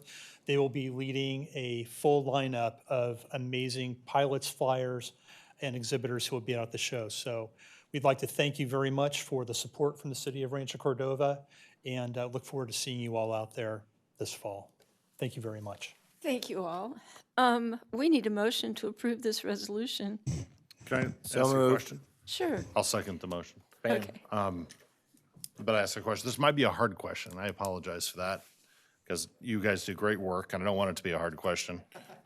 But nonetheless, you heard earlier in our meeting, we had this historic meeting between our two city councils and the school district. And one point of discussion there was the school district might be kind of limited in how they apply an educational program. And when you span two communities like Rancho Cordova and Folsom, expecting that to work equally well, that one program on either end of the district is not very logical because there's socioeconomic differences. And what we think we might need in Rancho Cordova is a different approach, and we're not sure the current school district structure can accomplish that. So the question for you guys is, as you think about how you best do STEM education and add to STEM education across the region, are you in some way thinking about how you might prioritize that for underserved areas, economically challenged communities and neighborhoods, as opposed to just the region? So I can answer the beginning of that. All of our programming, thanks to the increase in funding some number of years ago, we were able to bring on a director of operations who's a credentialed teacher. And with Sacramento County Office of Education headquarters right next door to us, all of our programming, first of all, was directed towards underserved communities. Although we don't leave anyone out, it's all done, all of our programming and our invitation process lately has been done through SCOE's representatives that are very invested in everyone, including regional employers, rolling up their sleeves to make sure that these kids are equipped with what they need to get the rewarding jobs that surround our area and to keep them in our region, to grow and retain that talent. So it's not done in a silo. We do serve a board of directors of 18 very well-respected professionals in the region, but we look to the schools and to the PAL programs and all of our other community partners before any decisions are made about curriculum for our programs. We look and see what's needed. It has changed a great deal just in the last 12 years. I hope that helps to answer your question. It does. I mean, an example would be, I suppose, just thinking off the top of my head, if you offered free tickets, as we often did in past years, that would work for people whose, parents have the time, the ability to take them to events and be sure they get the opportunity. But for, a single-parent household where someone's working a couple of jobs, probably not. They're not going to have transportation available to do that. Right. So it's just this, there's a constant extra barrier. Transportation has been a problem Yeah, for our groups in the years, and we've, through community partners like Paratransit and some others, we've gotten around it. We also have a very deeply committed roster of tenants at Mather Airport who offer up the $800 for a bus. So we're finding ways around it slowly but surely. Right now, we're looking to expand our capacity by doing the research and development to see what's needed and how we can have the staffing, the insurance, the infrastructure together in those hangars to produce more events and greater numbers of students inside those events. But we are, although we might not be able to have all the answers now, we're keenly aware of who we serve and look forward to anybody's suggestion on how we can do it better. Sure. And it's very hard work. My son runs a nonprofit that has high school kids teaching middle school kids, basically, various STEM topics. And I think he's got, 9 classes going on now, 3 or 4 at a time, at different locations here in Sacramento, aimed at that same population of kids. And it's extremely difficult to engage them, particularly when surrounding, wealthier parents jump all over the opportunity as soon as it exists. Yeah. And on the other side, on the, on the poorer kids side, you have to do work to actually go to them and get them there. Our It's programs have been designed for them very since challenging. since the inception, but I like that you called that out because it's something I can also tell you, we hoped and dreamed of doing some really big things 10 years ago at a board retreat, and we were just talking about this in April. And some of the things that we thought were so lofty and maybe unachievable while we were all still here, we've actually accomplished. And it usually has something to do with the kids and the variety of kids that are inside those gates for any program, including the fundraiser, which is our air show. Good. Yeah, if I could just add, Vice Mayor Sander, just one of the challenges, as you pointed out, it's the ability of a parent or a guardian to be able to bring the kids out. A couple years ago, we had included with the price of a single adult admission was the ability to bring 6 children for free to the show. So it doesn't have to be a parent, it can be a grandparent, an aunt and uncle, a neighbor. We don't ask the kid if they're related to whoever brings them, but we do try to provide that opportunity. We want every kid who is under the age of 12 to come out and see this because, as we said several times, if you can see it, you can be it. Mm-hmm. We're trying to find ways to inspire these kids, but it does take some participation from those of us in the community who can help to facilitate that. So, support like this from the city, from the county, helps us figure out the ways in which we can make that happen. Great. Thank you. If I could add one more thing, David. We were talking about educational opportunities, right, that are not necessarily the air show also. And designing those in mind of people who you've talked about, right? Where maybe the parent can't provide the transportation, can't attend with the student.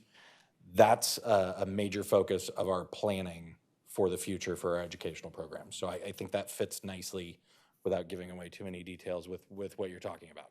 Good. Thank you. Thank you all. We have a motion and a second to approve the resolution. Stacy, you want to call the roll? Councilmember Gatewood? Yes. Councilmember Pulapati? What do you think my answer is going to be? You have STEM, youth. Yes. Councilmember Terry has recused himself, and Vice Mayor Sander? Aye. Mayor Budge? Yes, thank you very much. Ladies and gentlemen, we are so thrilled and looking forward to September. Okay, moving on to 12.2. Stacy, you want to read the item? The item is presentation of the city's Smart City Roadmap.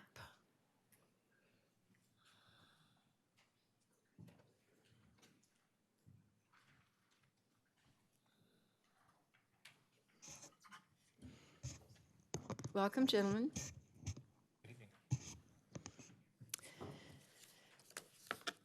Good evening. I'm going to open this up, the first few slides, and then hand it on over. So just to provide some background on this item, the Smart City Roadmap, we started this journey really with a first initial roadmap, a technology roadmap that was developed back in 2017.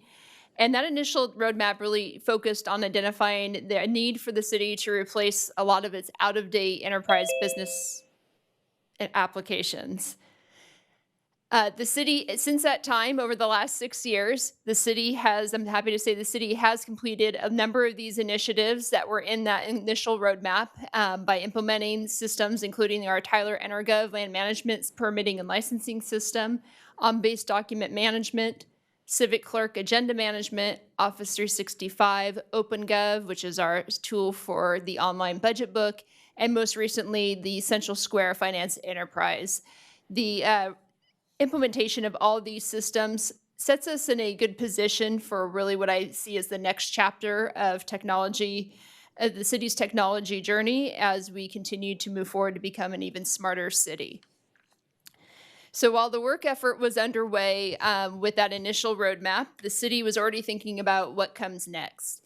This initial work effort in developing a smart city roadmap started in 2019, and as you might recall, we did have a council work session back in April of that year to start that discussion. However, COVID did interfere with our plans to get moving forward on that, and after some delay, we re-engaged with the firm Medaffer Enterprises in 2022 to reinitiate that work effort. Since that time, Medaffer has been working with the city to develop the draft roadmap before you this evening. And at that, I will happily hand it over to them to provide an overview of what's in store. Great. Well, good evening, Mayor Budge and members of the council. We are very excited to be back here in Rancho Cordova to present our Smart City Strategic Roadmap. Oops, did I go too far? Oh, no. So our presentation tonight will start with a little background on how we got here, as well as our process of creating this roadmap. And then we will dive into some of the objectives outlined that you see in your the full roadmap in your agenda packet. So what we found early on was that the city has made some great progress in the fields of technology and innovation.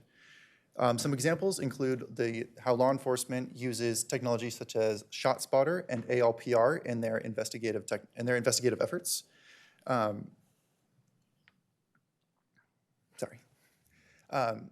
They also have the Sci-Fi Networks agreement that is laying crucial fiber optic network throughout the city, as well as citizens able to use the Rancho Cordova Connect smartphone app, as well as GIS support for the Growing Strong Neighborhoods Initiative, among many others. So in our process of creating this roadmap, we started with an extensive review of existing plans such as Can I interrupt you a minute? Of course.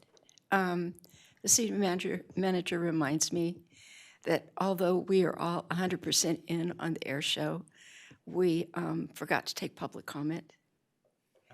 So I'm going to ask that. We got lost with the excitement of the video.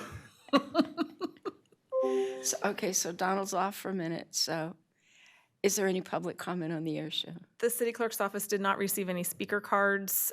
We did not have any emails, but I do want to just ask anybody who might be there in Zoom if they wanted to raise their hand to speak on an item on the air show. We do not have any hands that are raised. Okay, thank you. All right, so tell Donald to come back. I will text him. And you can go ahead with your deep dive into the roadmap. Thank you.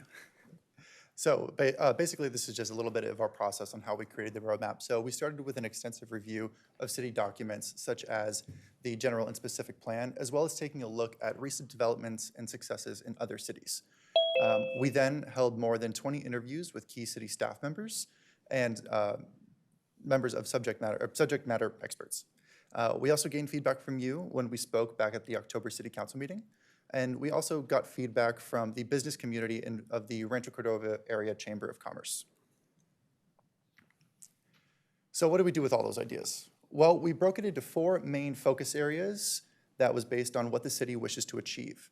We then created 15 objectives and 30 initiatives that went a little bit further to look at the specific steps and actions that the city can take to achieve their goals. So the rest of our presentation will now look at some of the specific objectives of the roadmap, and for that, I will turn it over to Jeremy Ogle. Thank you, Kyle. I do want to remind you that as a roadmap, the idea of this document is to paint a picture and identify the priorities that were shared with us from city staff, from the business community, from you as the representatives of the community.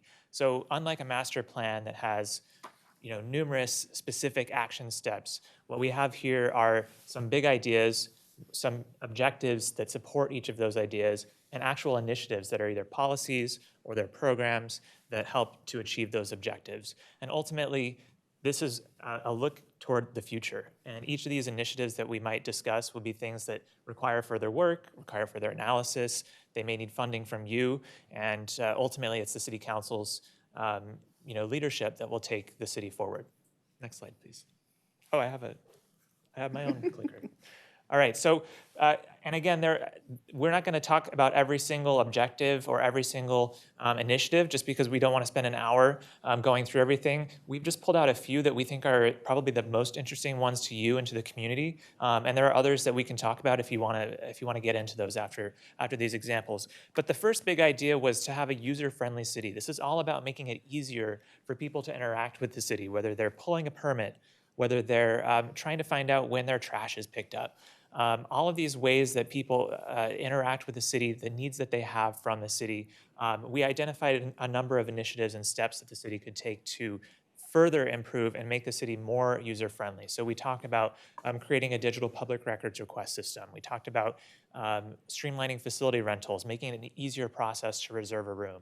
And this great idea that came from our public works staff about having hybrid drop-in meetings. So if someone wants to meet with, walk up to the counter as they normally would in person, rather than doing that, being able to come onto like an open Zoom room where they didn't have to make an appointment and just speak with someone when they're ready to speak with someone.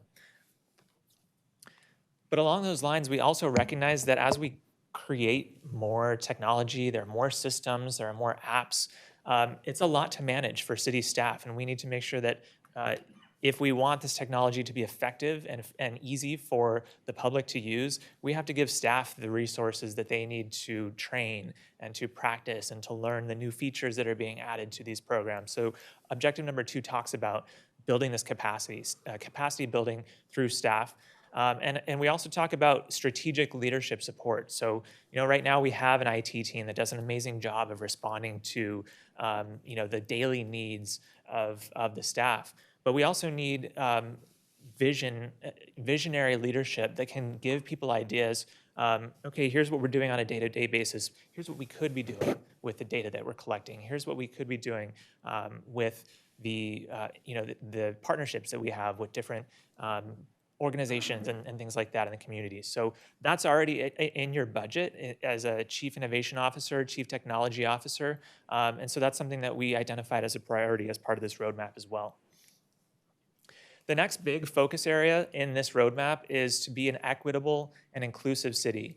And this is all about recognizing that having technology can't be the default and the end, the be all and end all. It's recognizing that we have residents in the community who may not have access to high-speed internet or may not have access to a laptop computer or a desktop computer that they may need to interact with some of the apps and some of the technologies that the city's bringing forward. Or maybe people have access. Maybe they have the technology, but they don't feel comfortable using it in the way that we're inviting them to use it. So each of the initiatives in this section is focused on how we can improve that equity and improve that inclusiveness and make sure that no one is left behind as we transition to greater and greater use of technology. And again, I'm happy to go into any of these in further depth. Also in this equitable, inclusive city, and this was really in response to some of the conversation we had at the city council meeting in October, the city has done a fantastic job with the Growing Strong Neighborhoods and using GIS data to map out where certain needs are in the community. And the city has been using GIS for over 16, 17 years, one of the early leaders in using GIS in local government.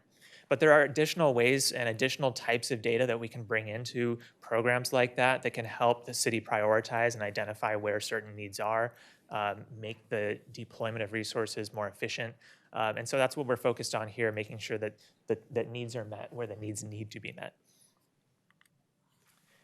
The third major focus area, the third big idea, is all about safety and efficiency. So a lot of the items under this category are related to public safety, the Rancho Cordova Police Department, Metro Fire, and also our traffic and transportation teams here in the city. So we identified a number of technologies that other cities have successfully piloted and have successfully demonstrated the value of using drones as first responders. We already have license plate cameras, license plate reading camera technology in this city, but it's limited in its distribution and its value to the sheriff's investigators. So we identified several things, and I want to also highlight the privacy and transparency policy, because we've seen as many cities have brought in this technology, especially in the law enforcement area. It has inspired people to ask questions about how is my data protected, is my privacy being respected? So recognizing that you may have these questions and concerns and being proactive in developing ways to respond to those questions. So along with that, I want to share with you a video. As I mentioned, other cities have used this. This is a video that was actually shot on a drone that is just deployed as a first responder in the city of Chula Vista. So this is a real video from an incident where someone called 911 and said that there was a man sitting outside a restaurant waving a gun around. So you'll see as we play the video what happens and how this technology is able to assist the patrol officers and the first responders as they're on their way to responding.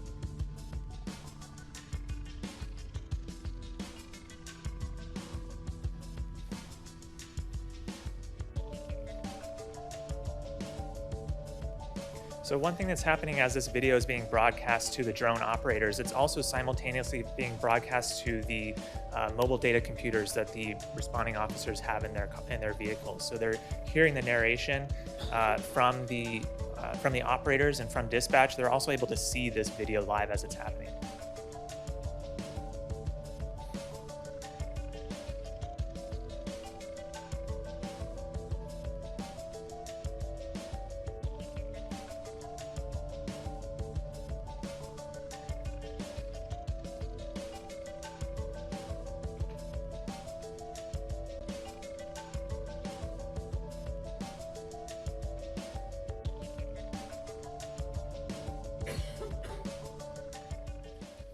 So what makes this video so interesting and important to me is if you speak to any police officer, any law enforcement officer, they'll tell you that those calls where they receive a call that someone has a weapon are some of the highest stakes most dangerous situations for them to respond to. And in this case, because of the drone, they were able to de-escalate the situation and recognize that this was not a weapon.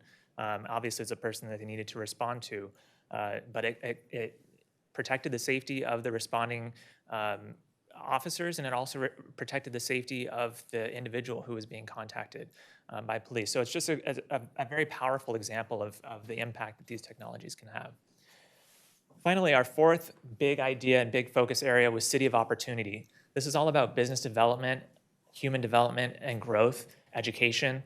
And so a couple of the items that came out of this focus area were inspired by comments that we received from the economic development staff, as well as from our Rancho Cordova Area Chamber of Commerce volunteers who gave us awesome ideas about establishing a challenge grant, an innovation fund, finding ways to promote innovation and technology from the perspective of the city, and really putting Rancho Cordova on the map as a place where you can do business and you're encouraged to do business with the city, with the community, and bring investment, bring jobs, and bring education to the community.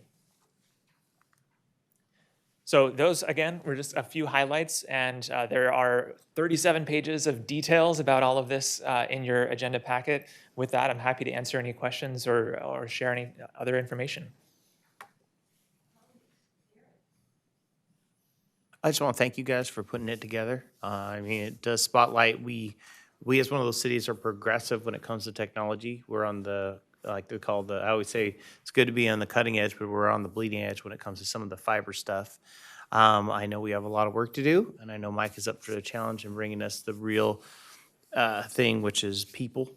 We're behind in some of the staffing we need to be able to really take advantage of all these amazing facilities that are going into place. And I can only see us getting better about using smart city and smart technology to help us advance. So once again, thank you for your time. I appreciate all 1 billion pages of this document. I have read it in triplicate because I'm one of those nerds that actually did take the time, highlight it. I won't go through every line. I know James and I will. And so I appreciate your time. Thank you so much. Thank you. I'm sorry, Siri. Thank you for the presentation. You're right. We use smart cities to leverage technology and data to enhance the lives of our residents and to help them communicate easier with the city. And we already have the smart app, which you guys highlighted. And it's a great thing that you've done in working in collaboration with city staff, the chamber, and the residents to come out with the 4 bullet points, because I know we could go as broad as we can, being smart all the way with AI. And when you focus on 4 key points, you've highlighted the safety as a big one. We do have the spot shotter. And the one you showed, that is a really good video to show how we can use technology to improve public safety. One of the key areas that you also did highlight is the digital divide. Where we have areas that, even though we have all these resources, to improve the lives of the residents, they might not have access to it. So you did point out the potential ISP of that. Did you want to highlight what happens with that potential ISP where we have this all over the city, but how do the residents access it, those who don't today? Yeah, absolutely. So as you have Sci-Fi that's building this fantastic infrastructure citywide of fiber optic cables, that gives you the foundation, that infrastructure foundation to be able to do all kinds of things. One potential use of that is for the city to establish some form of its own internet service provider. This is several cities have done something similar. City of Santa Monica, our report also mentions the city of Loma Linda, I believe. This may be something that meets a need that is not being met by the private sector, or does it at a cost that the private sector cannot deliver. And maybe it's not an ISP, maybe it's something else, something that is not direct to the consumer, but somewhere in the middle of that kind of infrastructure hierarchy, that middle mile.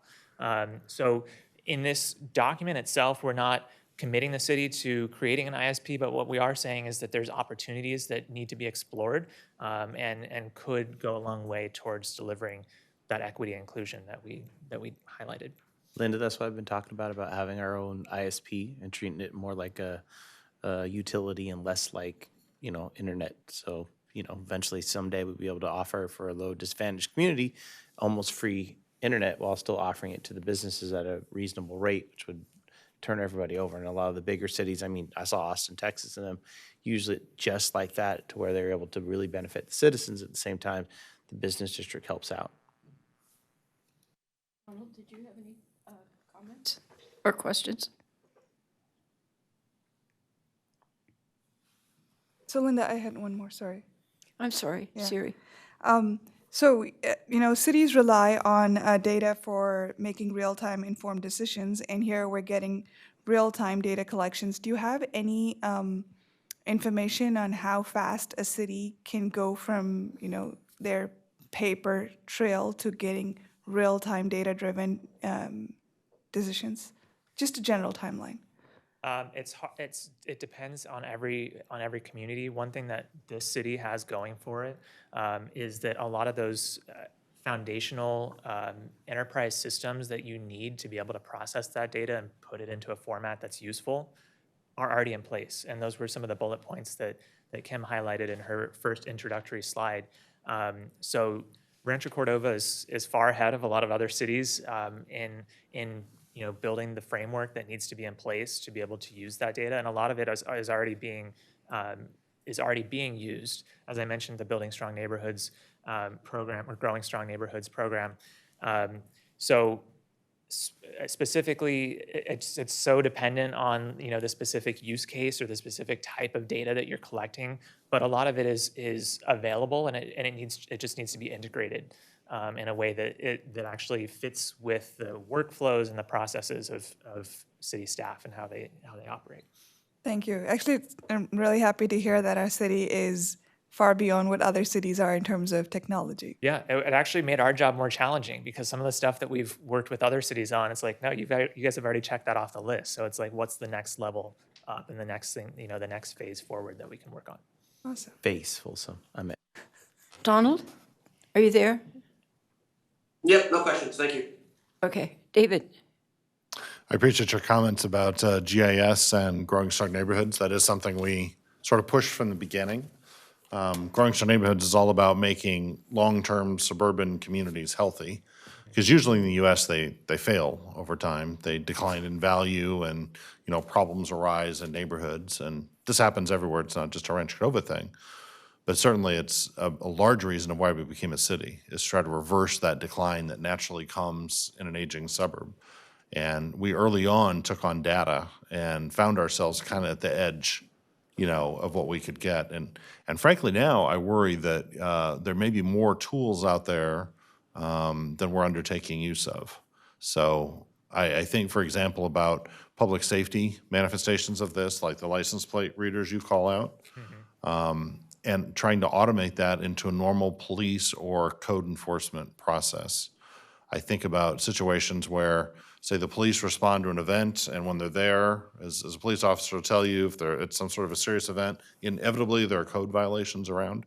It's just very common that, people who don't follow the law also don't maintain their property. There's this coincident complication. But what we don't have in our jurisdiction is a really tight mechanism of sort of making an automatic referral. Like, this happened in this apartment complex. Code enforcement should probably get like an automatic notice that, hey, that happened. Those systems, don't necessarily exist or talk to each other in a way that makes sense. So that's where I kind of feel like the edge is. GIS, frankly, is a little maybe easier, but we've used it to some effect. But I'm wondering if you have like more specific comments on how we might use GIS or something like I just outlined to sort of tighten up what we're doing in terms of Growing Strong Neighborhoods. Yeah, that's a great question, and I think it's a perfect illustration of the fact that just having technology itself, having an app, you can't rely on that alone, right?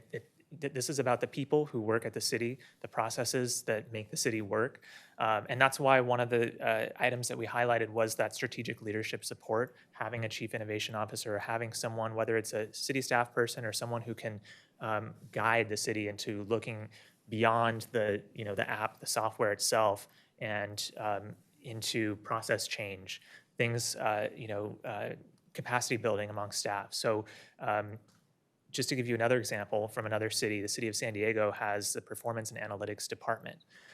In that department, obviously they're supporting those types of technologies, but they're also working directly with staff members in code enforcement or in stormwater department, for example, and looking at the processes that they're actually using and how can we use this technology to complement your process, or how can we change that process to take out the steps that are now unnecessary because we have this technology. So I think that's where where you talk about that frontier, I think that's where that person or that resource is the bridge to realizing the value. Slightly different question, different area. OpenGov. It was really a hot trend, I don't know how many years ago now, pre-pandemic, I guess, is when we were all talking about open government initiatives and various cities were undertaking them. We did a little bit in terms of making OpenGov, I don't know how to summarize it for the general public. You make data available that you might not necessarily make available, and you let third parties sort of look at it, perhaps have apps devoted to it that you could, come up with something interesting, unique, that the city wouldn't normally do with that data. That's sort of the general idea. Yeah, open data. Yeah, we've had a lot of interest in doing that. We certainly have some citizens who are pretty interested in seeing, what's happening behind the scenes. Are there initiatives you could point us towards that would make sense for us to pursue in terms of that? Yeah, there are some fantastic examples that I've seen from other cities, specific use cases and problems that have been solved with those types of approaches. There's an organization called GovX, which is part of Bloomberg Philanthropies. They actually have several different programs, but those programs are very focused on helping cities identify ways that they can make their data more easily available to the public. And they create What Works Cities is the name of another program. They actually create these certifications for cities. It's called What Works Cities Certification. And they've kind of created a set of standards. If you want to have an open data program, here are the things that you need to do to protect privacy, to process the data and make it usable to people outside of your organization. So if that's an interest, I would encourage looking into those programs, because they've basically been working on this for 10 plus years, and some of it goes back to programs that were started in Baltimore and New York City, decades ago. So all of these lessons learned by many, many cities have been turned into a set of standards, and those can be used as a guide. Yeah, those aren't necessarily tools we could evolve here or develop here. Obviously, Baltimore and New York City have a lot more resource than we would, or even a San Diego, to sort of develop those sorts of tools. But if they had been developed by others and could be applicable here, that would be of particular interest. Real quick, and I think maybe you can help me answer this, but some of the tools that we have recently established, whether it's our new financial system or the permit system, actually give us the ability to kind of utilize the data. First, it's collecting the data, right? And then what do you do with it once you have it? And I think what has happened over the last couple of years is really being able to do the programs and have the programs available so that we can decide what to do with that data and how to kind of talk about it from an open gov type perspective. So I think that's where we're kind of at that tipping point where now we have these tools and these programs available that's collecting the data. Now what do we do and how do we provide that to the public is probably the next phase that we're going to be talking about. Yeah, and the fact that you've heard interest from the community in that, I think, is really important, because there are cities that have said, hey, we should do open data, and they put a lot of effort into it, and hey, you put it online, here's our data, and it hasn't really gone anywhere. So knowing that you do have a receptive audience and people that are interested in working with you and helping you solve problems with your data is encouraging. And one of those areas is like public records requests and things where if we, solving kind of things that are taking a lot of time and resources from our end that kind of give the ability to mitigate those resources and provide other sources so that it actually saves it's transparent and it builds that trust, but also it also saves a lot of staff time of trying to figure out how to go find these resources online in the different places. And so that's something, a part of actually this plan is talking about how do we improve that public records program. And a final thing I was going to mention was a program through the NLC. I'm the incoming president of the National League of Cities. And every year they do a capstone program. And basically it is some tech companies partnering with a group of cities to develop something unique, solve a unique problem that a given jurisdiction may have. And this year I served on a jury that sort of determined who won that contest among the capstone partners in that competition. And I think it was the winner, I could be wrong, maybe it was the second place finisher, but I think it was the winner, whose problem was a lot of the calls coming to their call center, which they had human beings answering the phone, were asking the same question: what day is my trash being picked up? Is this recycling week or green week? Was that question. It was like 30% of their call volume or something. And they said, can't we get an automated system that can answer questions like that? And so they went through the capstone process. They found a partner, applied an AI solution, so artificial intelligence is listening to what someone's saying, you know, and feeding back the response. What they figured out along the way was not just an answer to that problem, but that they had the AI read the entire city website and sort of digest the entire city website. And then they had city staff throw questions at the AI saying, what time of the day are city council meetings? What council district do I live in at this address? All these sorts of data that was within the city website. And by the end of it, they had a pretty useful AI for covering an awful lot of questions. And I'm thinking those sorts of solutions we're gonna see them all over the place coming out. So I'm sort of interested in, you know, for a city of our size, where do you see that going in the near term?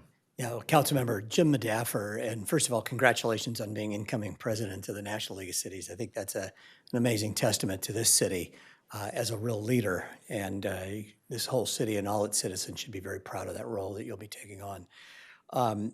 You hit the nail on the head on something that I wanted to comment on kind of in summary, so I'll just mention it now. To echo what Jeremy said, you guys in your city made it more difficult for us because you are so far advanced.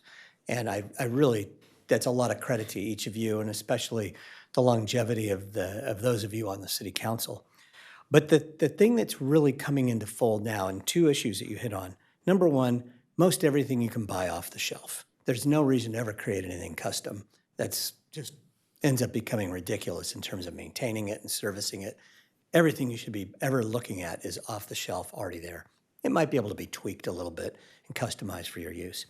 Secondly, with respect to the AI stuff, that's an area where we really think cities need to be thinking about a lot more. There's a lot of bad things about AI, and there's a lot of good things about AI. And it's in the news all over the place now. But the reality is it's already around us and has been for a long time. For example, with Google, you can go in, whoever manages the Google search platform or the business of this city on Google can actually enter in right now all kinds of frequently asked questions. And you can add them in, add in the question and what the answer is.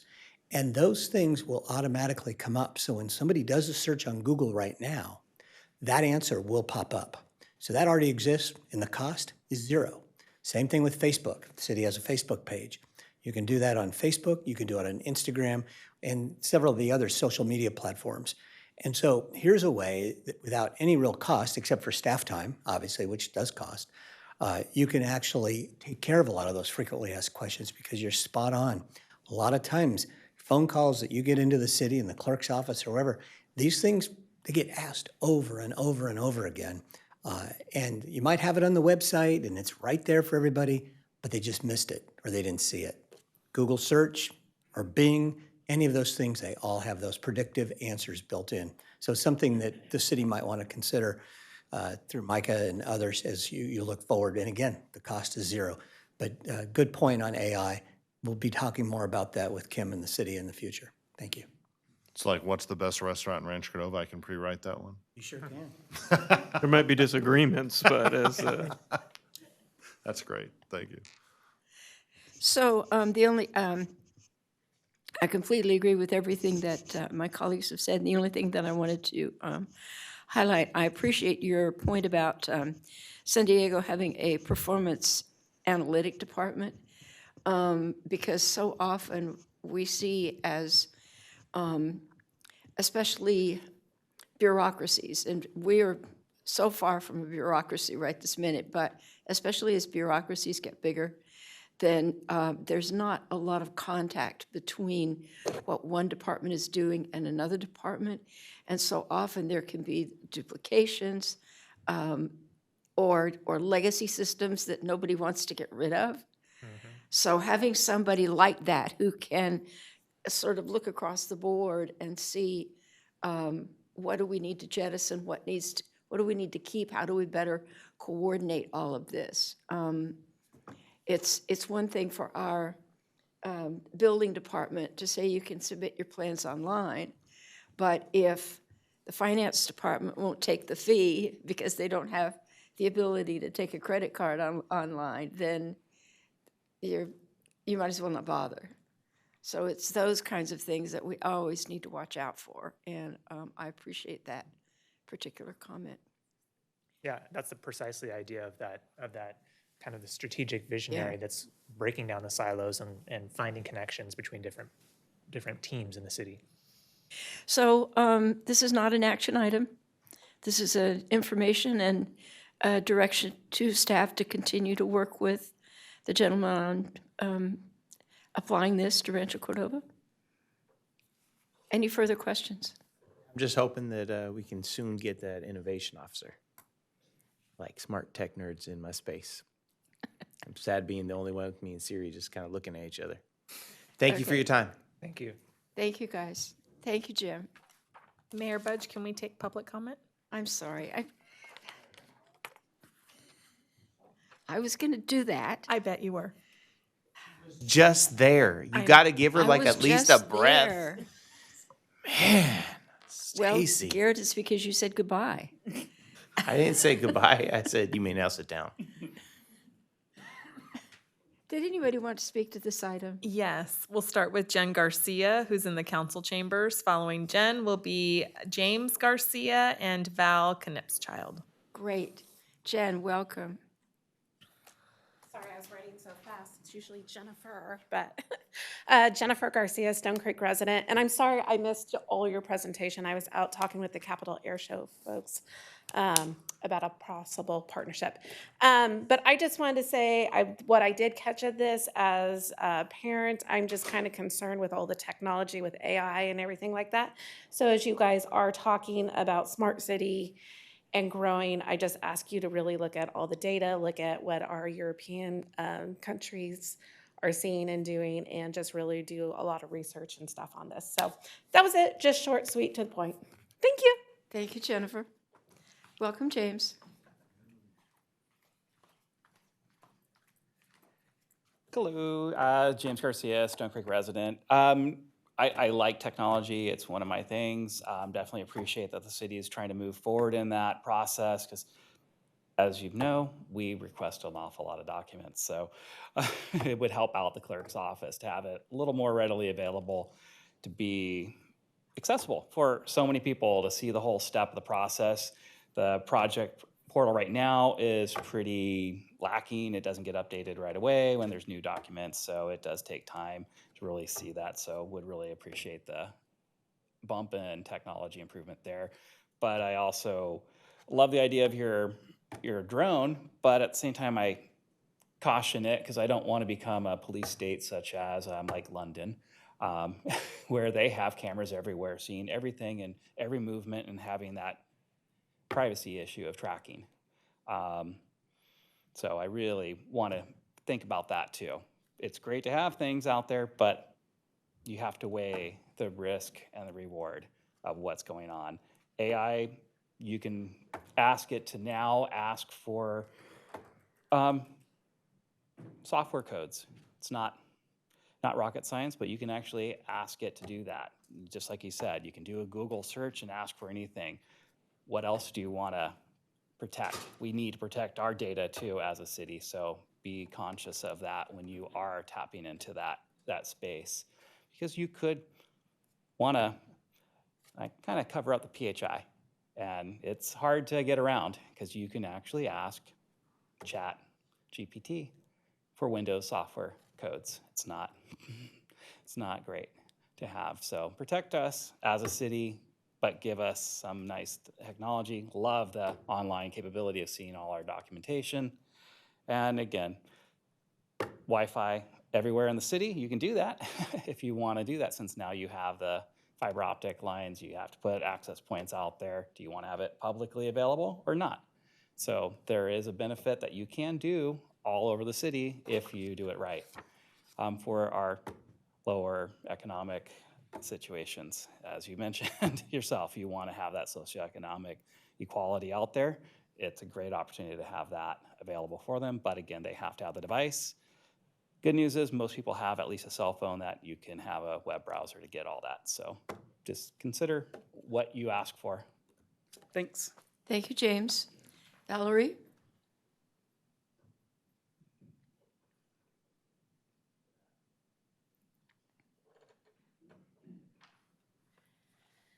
Good evening, council members and city staff. I am in support, don't laugh, I'm in support of this program. I'm trying to understand, so right now they're just collecting data, right? Right. Okay, so when we implement this, how fast will the drones get to the scene? I mean, I'm like calling now because the firework just went off. And I don't know if they're going to get there in time to see who's doing this and scaring everybody in the house and the dogs. So will it work on fireworks? Because I have something now, I supposedly supposed to catch that, and they had it, and then they, yeah, do they have it still, or is it gone? Because I heard they had it.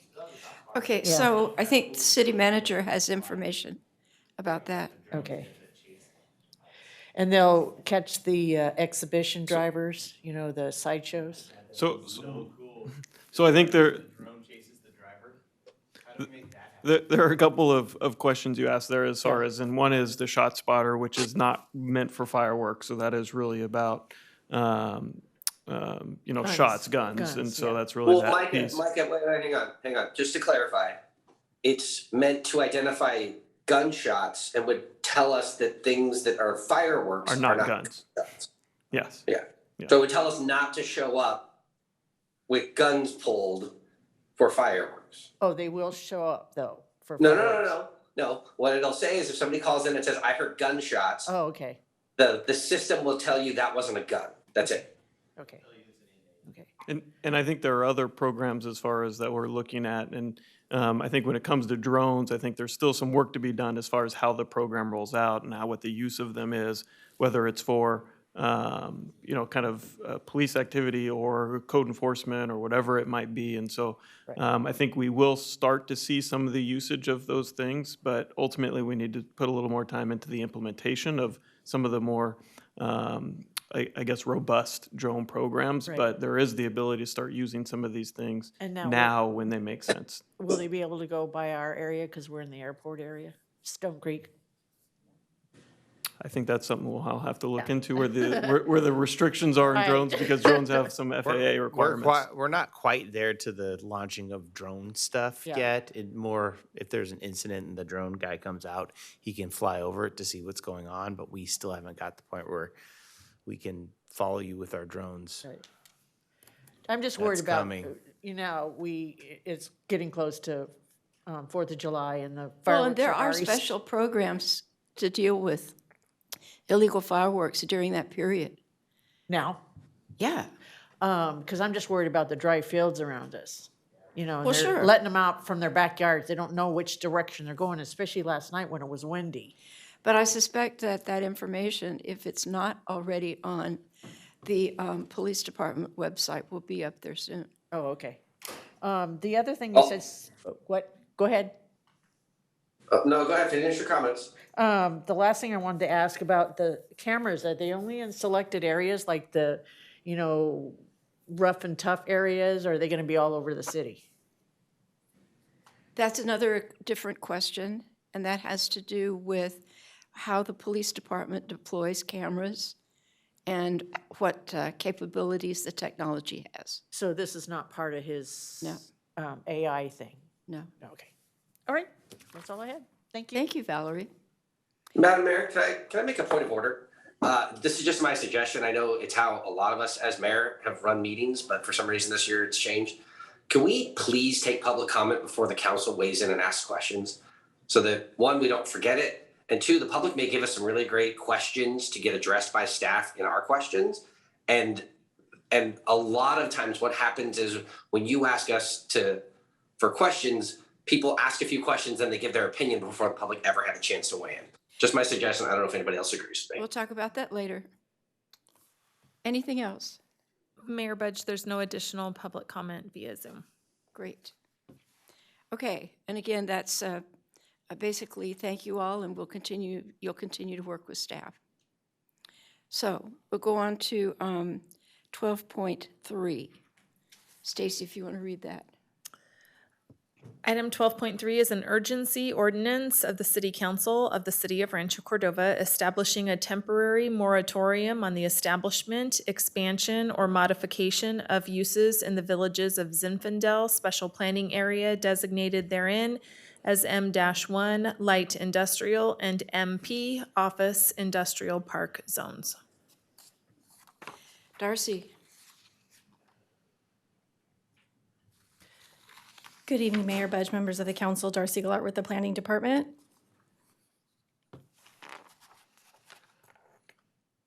There we go.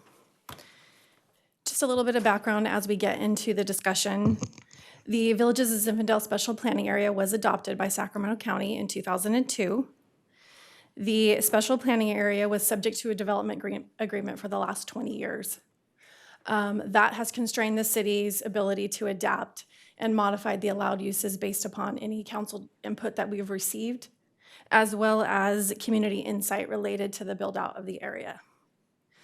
This development agreement will expire on June 22nd of this year.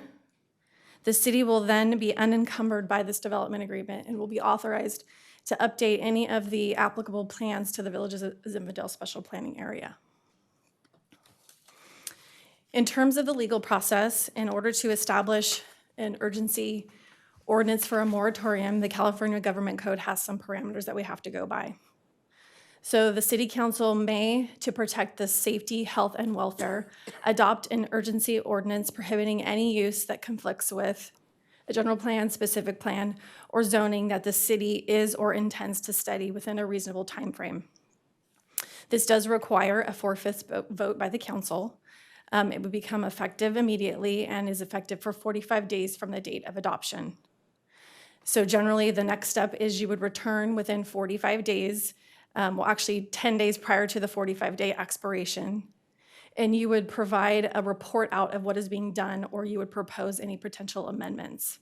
At that time, you could also request an extension of the moratorium for 10 months and 15 days. On top of that, you could come back prior to the 10 months and 15-day expiration and request another 1-year extension for a total of 2. So that would be the last extension you could receive.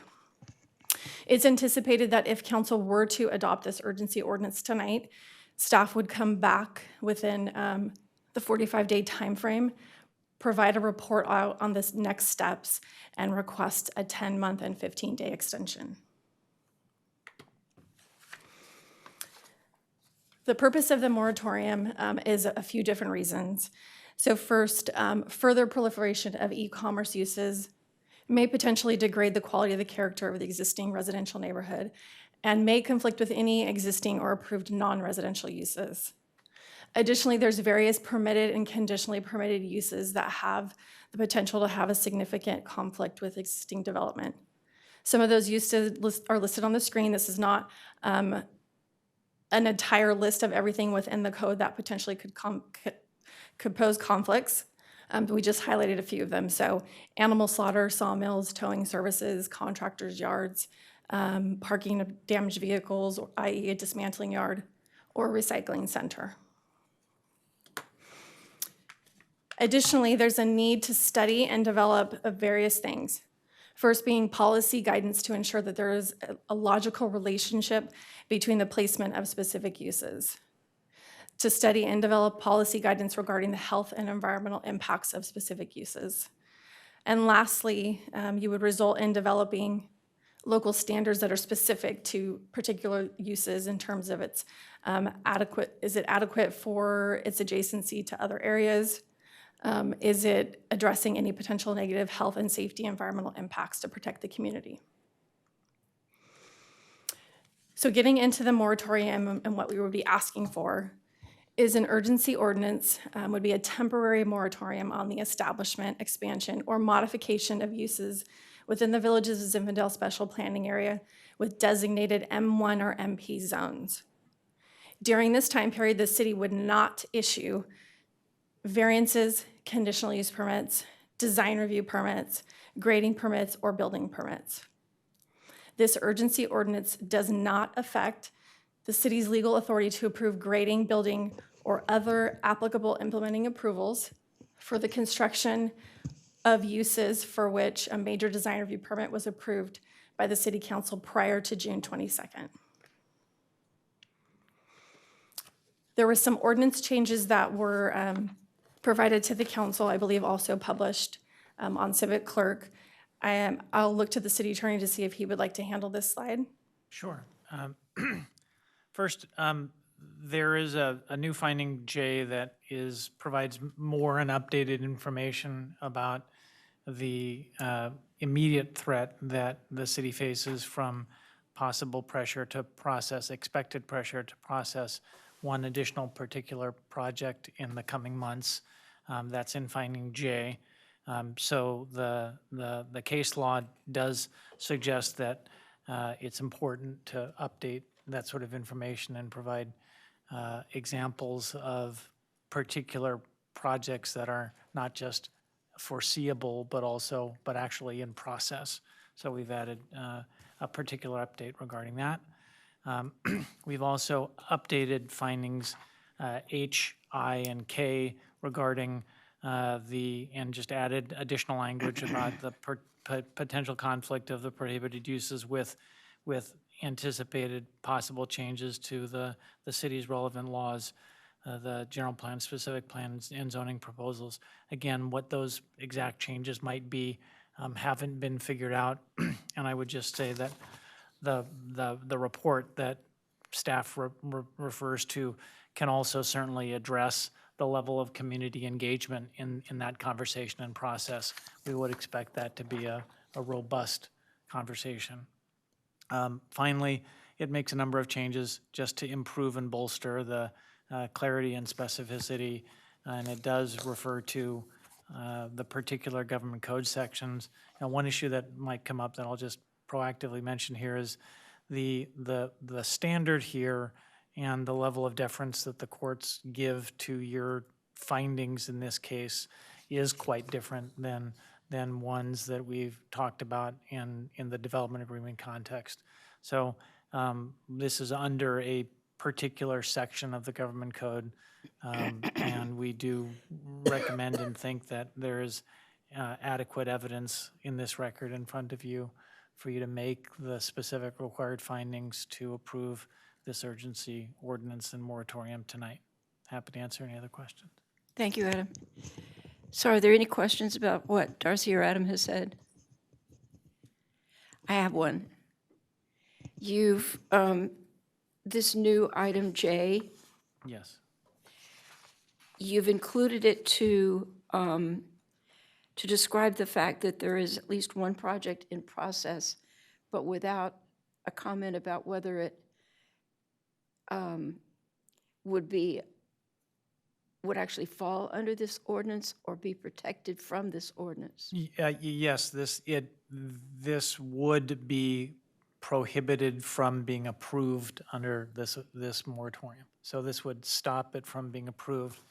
The case law and the statute is clear that this doesn't stop, you can't stop projects from continuing to be processed, but the moratorium does apply to and would stop this and other uses in this area, other prohibited uses in this area. And again, it's important, we talked in the previous hearings about individual logistics center warehouses, logistics centers, and the warehouses, that there are a very broad category of county zoning uses that appear to perhaps be just out of date.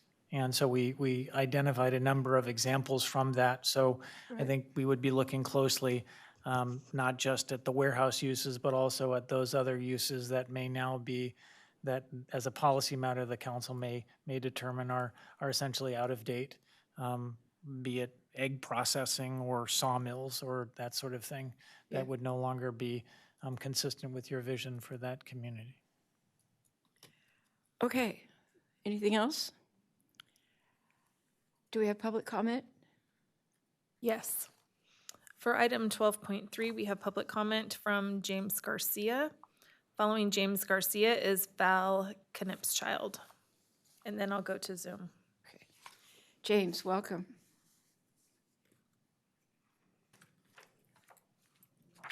Hello, I'm James Garcia, resident of Stone Creek. I'm here in support of the need for the urgency ordinance to be established, a moratorium within the Z-SPAs, M1 and MP zones with minor changes.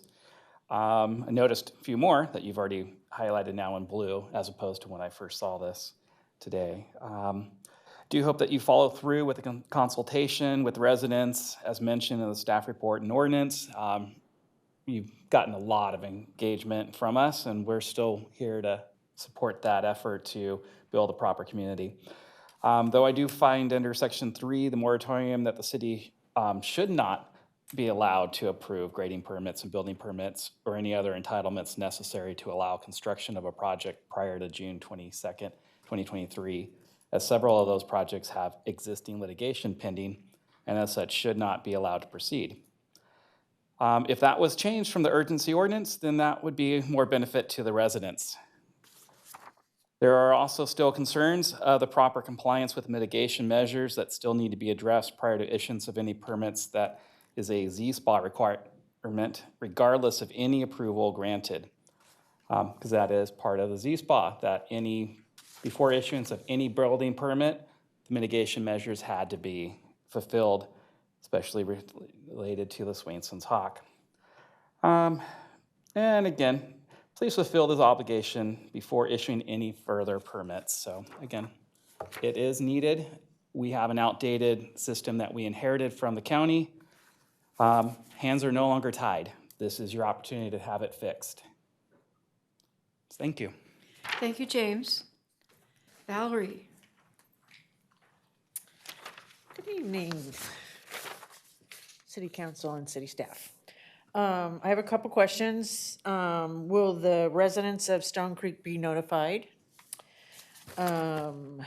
What departments will be involved in the study?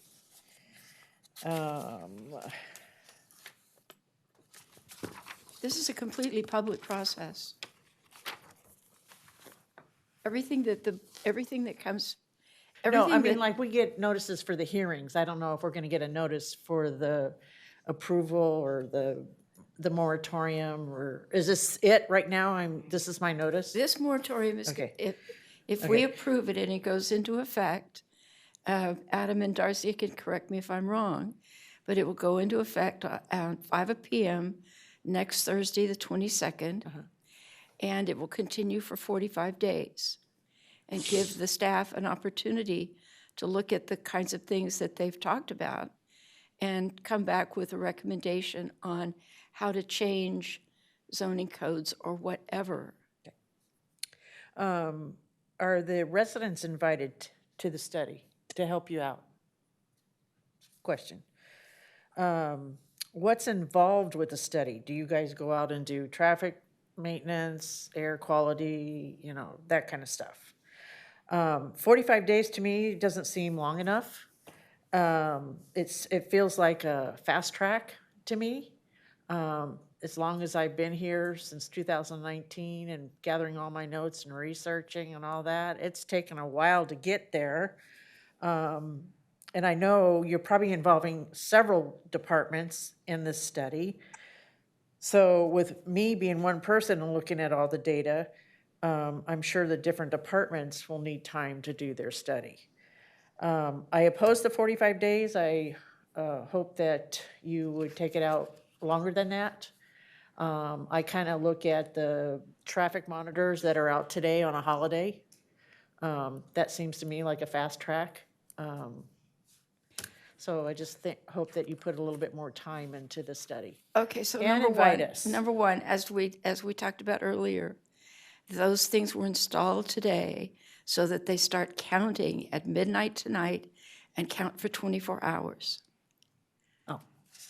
And Adam, would you I'm please sure explain the I'm happy to answer. 45-day moratorium? Sure. Valerie, in general, we've used these types of moratoria probably half a dozen to a dozen times over the last many years. We've always extended them beyond 45 days because you're exactly right. It takes longer to do a thoughtful job of thinking about zoning, a complex zoning issue like this. And so the reason we have the 45 days in there, because that's what the law requires. You cannot, it would be illegal for them to do something longer than this initial 45-day period and then come back. And you can actually extend it up to 2 years if that's how long it takes. So we only have that in there because that's what the law requires. And as to the noticing issue, all of the actions the council will take are required to be noticed under subsection 9.0, that I think is the 10-day standard update. And again, the plan that we come up with will almost certainly include some additional detail about all the questions you've asked. And then you'll have the opportunity to comment on that when the plan comes back for consideration by the council next month. Right. I'm all for that. Thank you. Thank you. Thank you, Valerie. Anything else? Questions or comments from staff, for staff? Are we ready for a motion? Let's Yeah, remember. I think just one clarification, Linda, that you had responded to the member of the public about.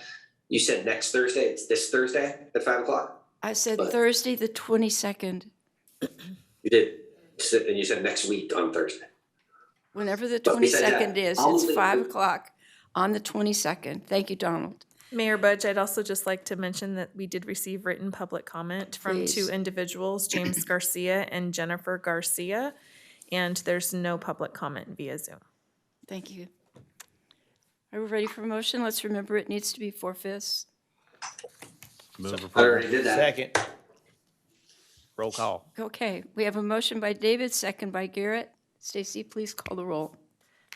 Councilmember Gatewood. Yep. Councilmember Pulapati. Yes. Councilmember Terry. Aye. Vice Mayor Sander. Aye. Mayor Budge. Yes. Thank you very much.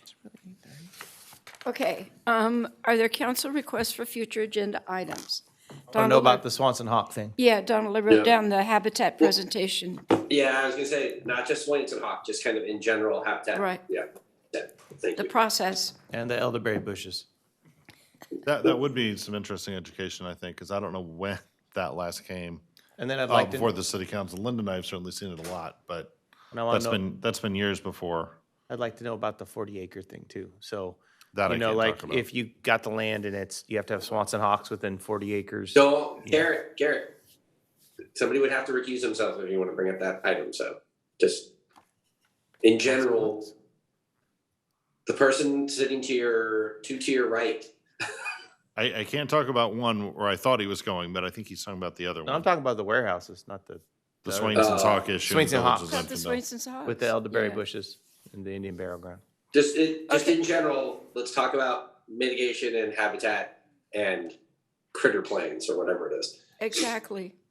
Okay, so we're going to Mayor, adjourn to, could I actually Recording make in one progress. additional okay, suggestion? hang on a minute, because we don't want them to turn the recording off yet until, okay. I was going to ask Stacy to read the subjects of the closed session. Before that, just on future agenda items, we did have some discussion about tonight about how you implemented that emergency vote. And we're at about the mid-year mark of 6 months into implementing this new Brown Act law with the special circumstances and emergencies and counting the number of meetings you can be remote and teleconference updates and that sort of thing. So perhaps at the second meeting in July might be a good time for us for the city clerk and I to bring back a short report of just, here's the status for all of you in terms of the number of meetings you have under the different categories remaining, and here's the policies and procedures and what we've learned about implementing this new law in the last 6 months or so under it. Okay. Stacy, would you read the closed session subjects, please?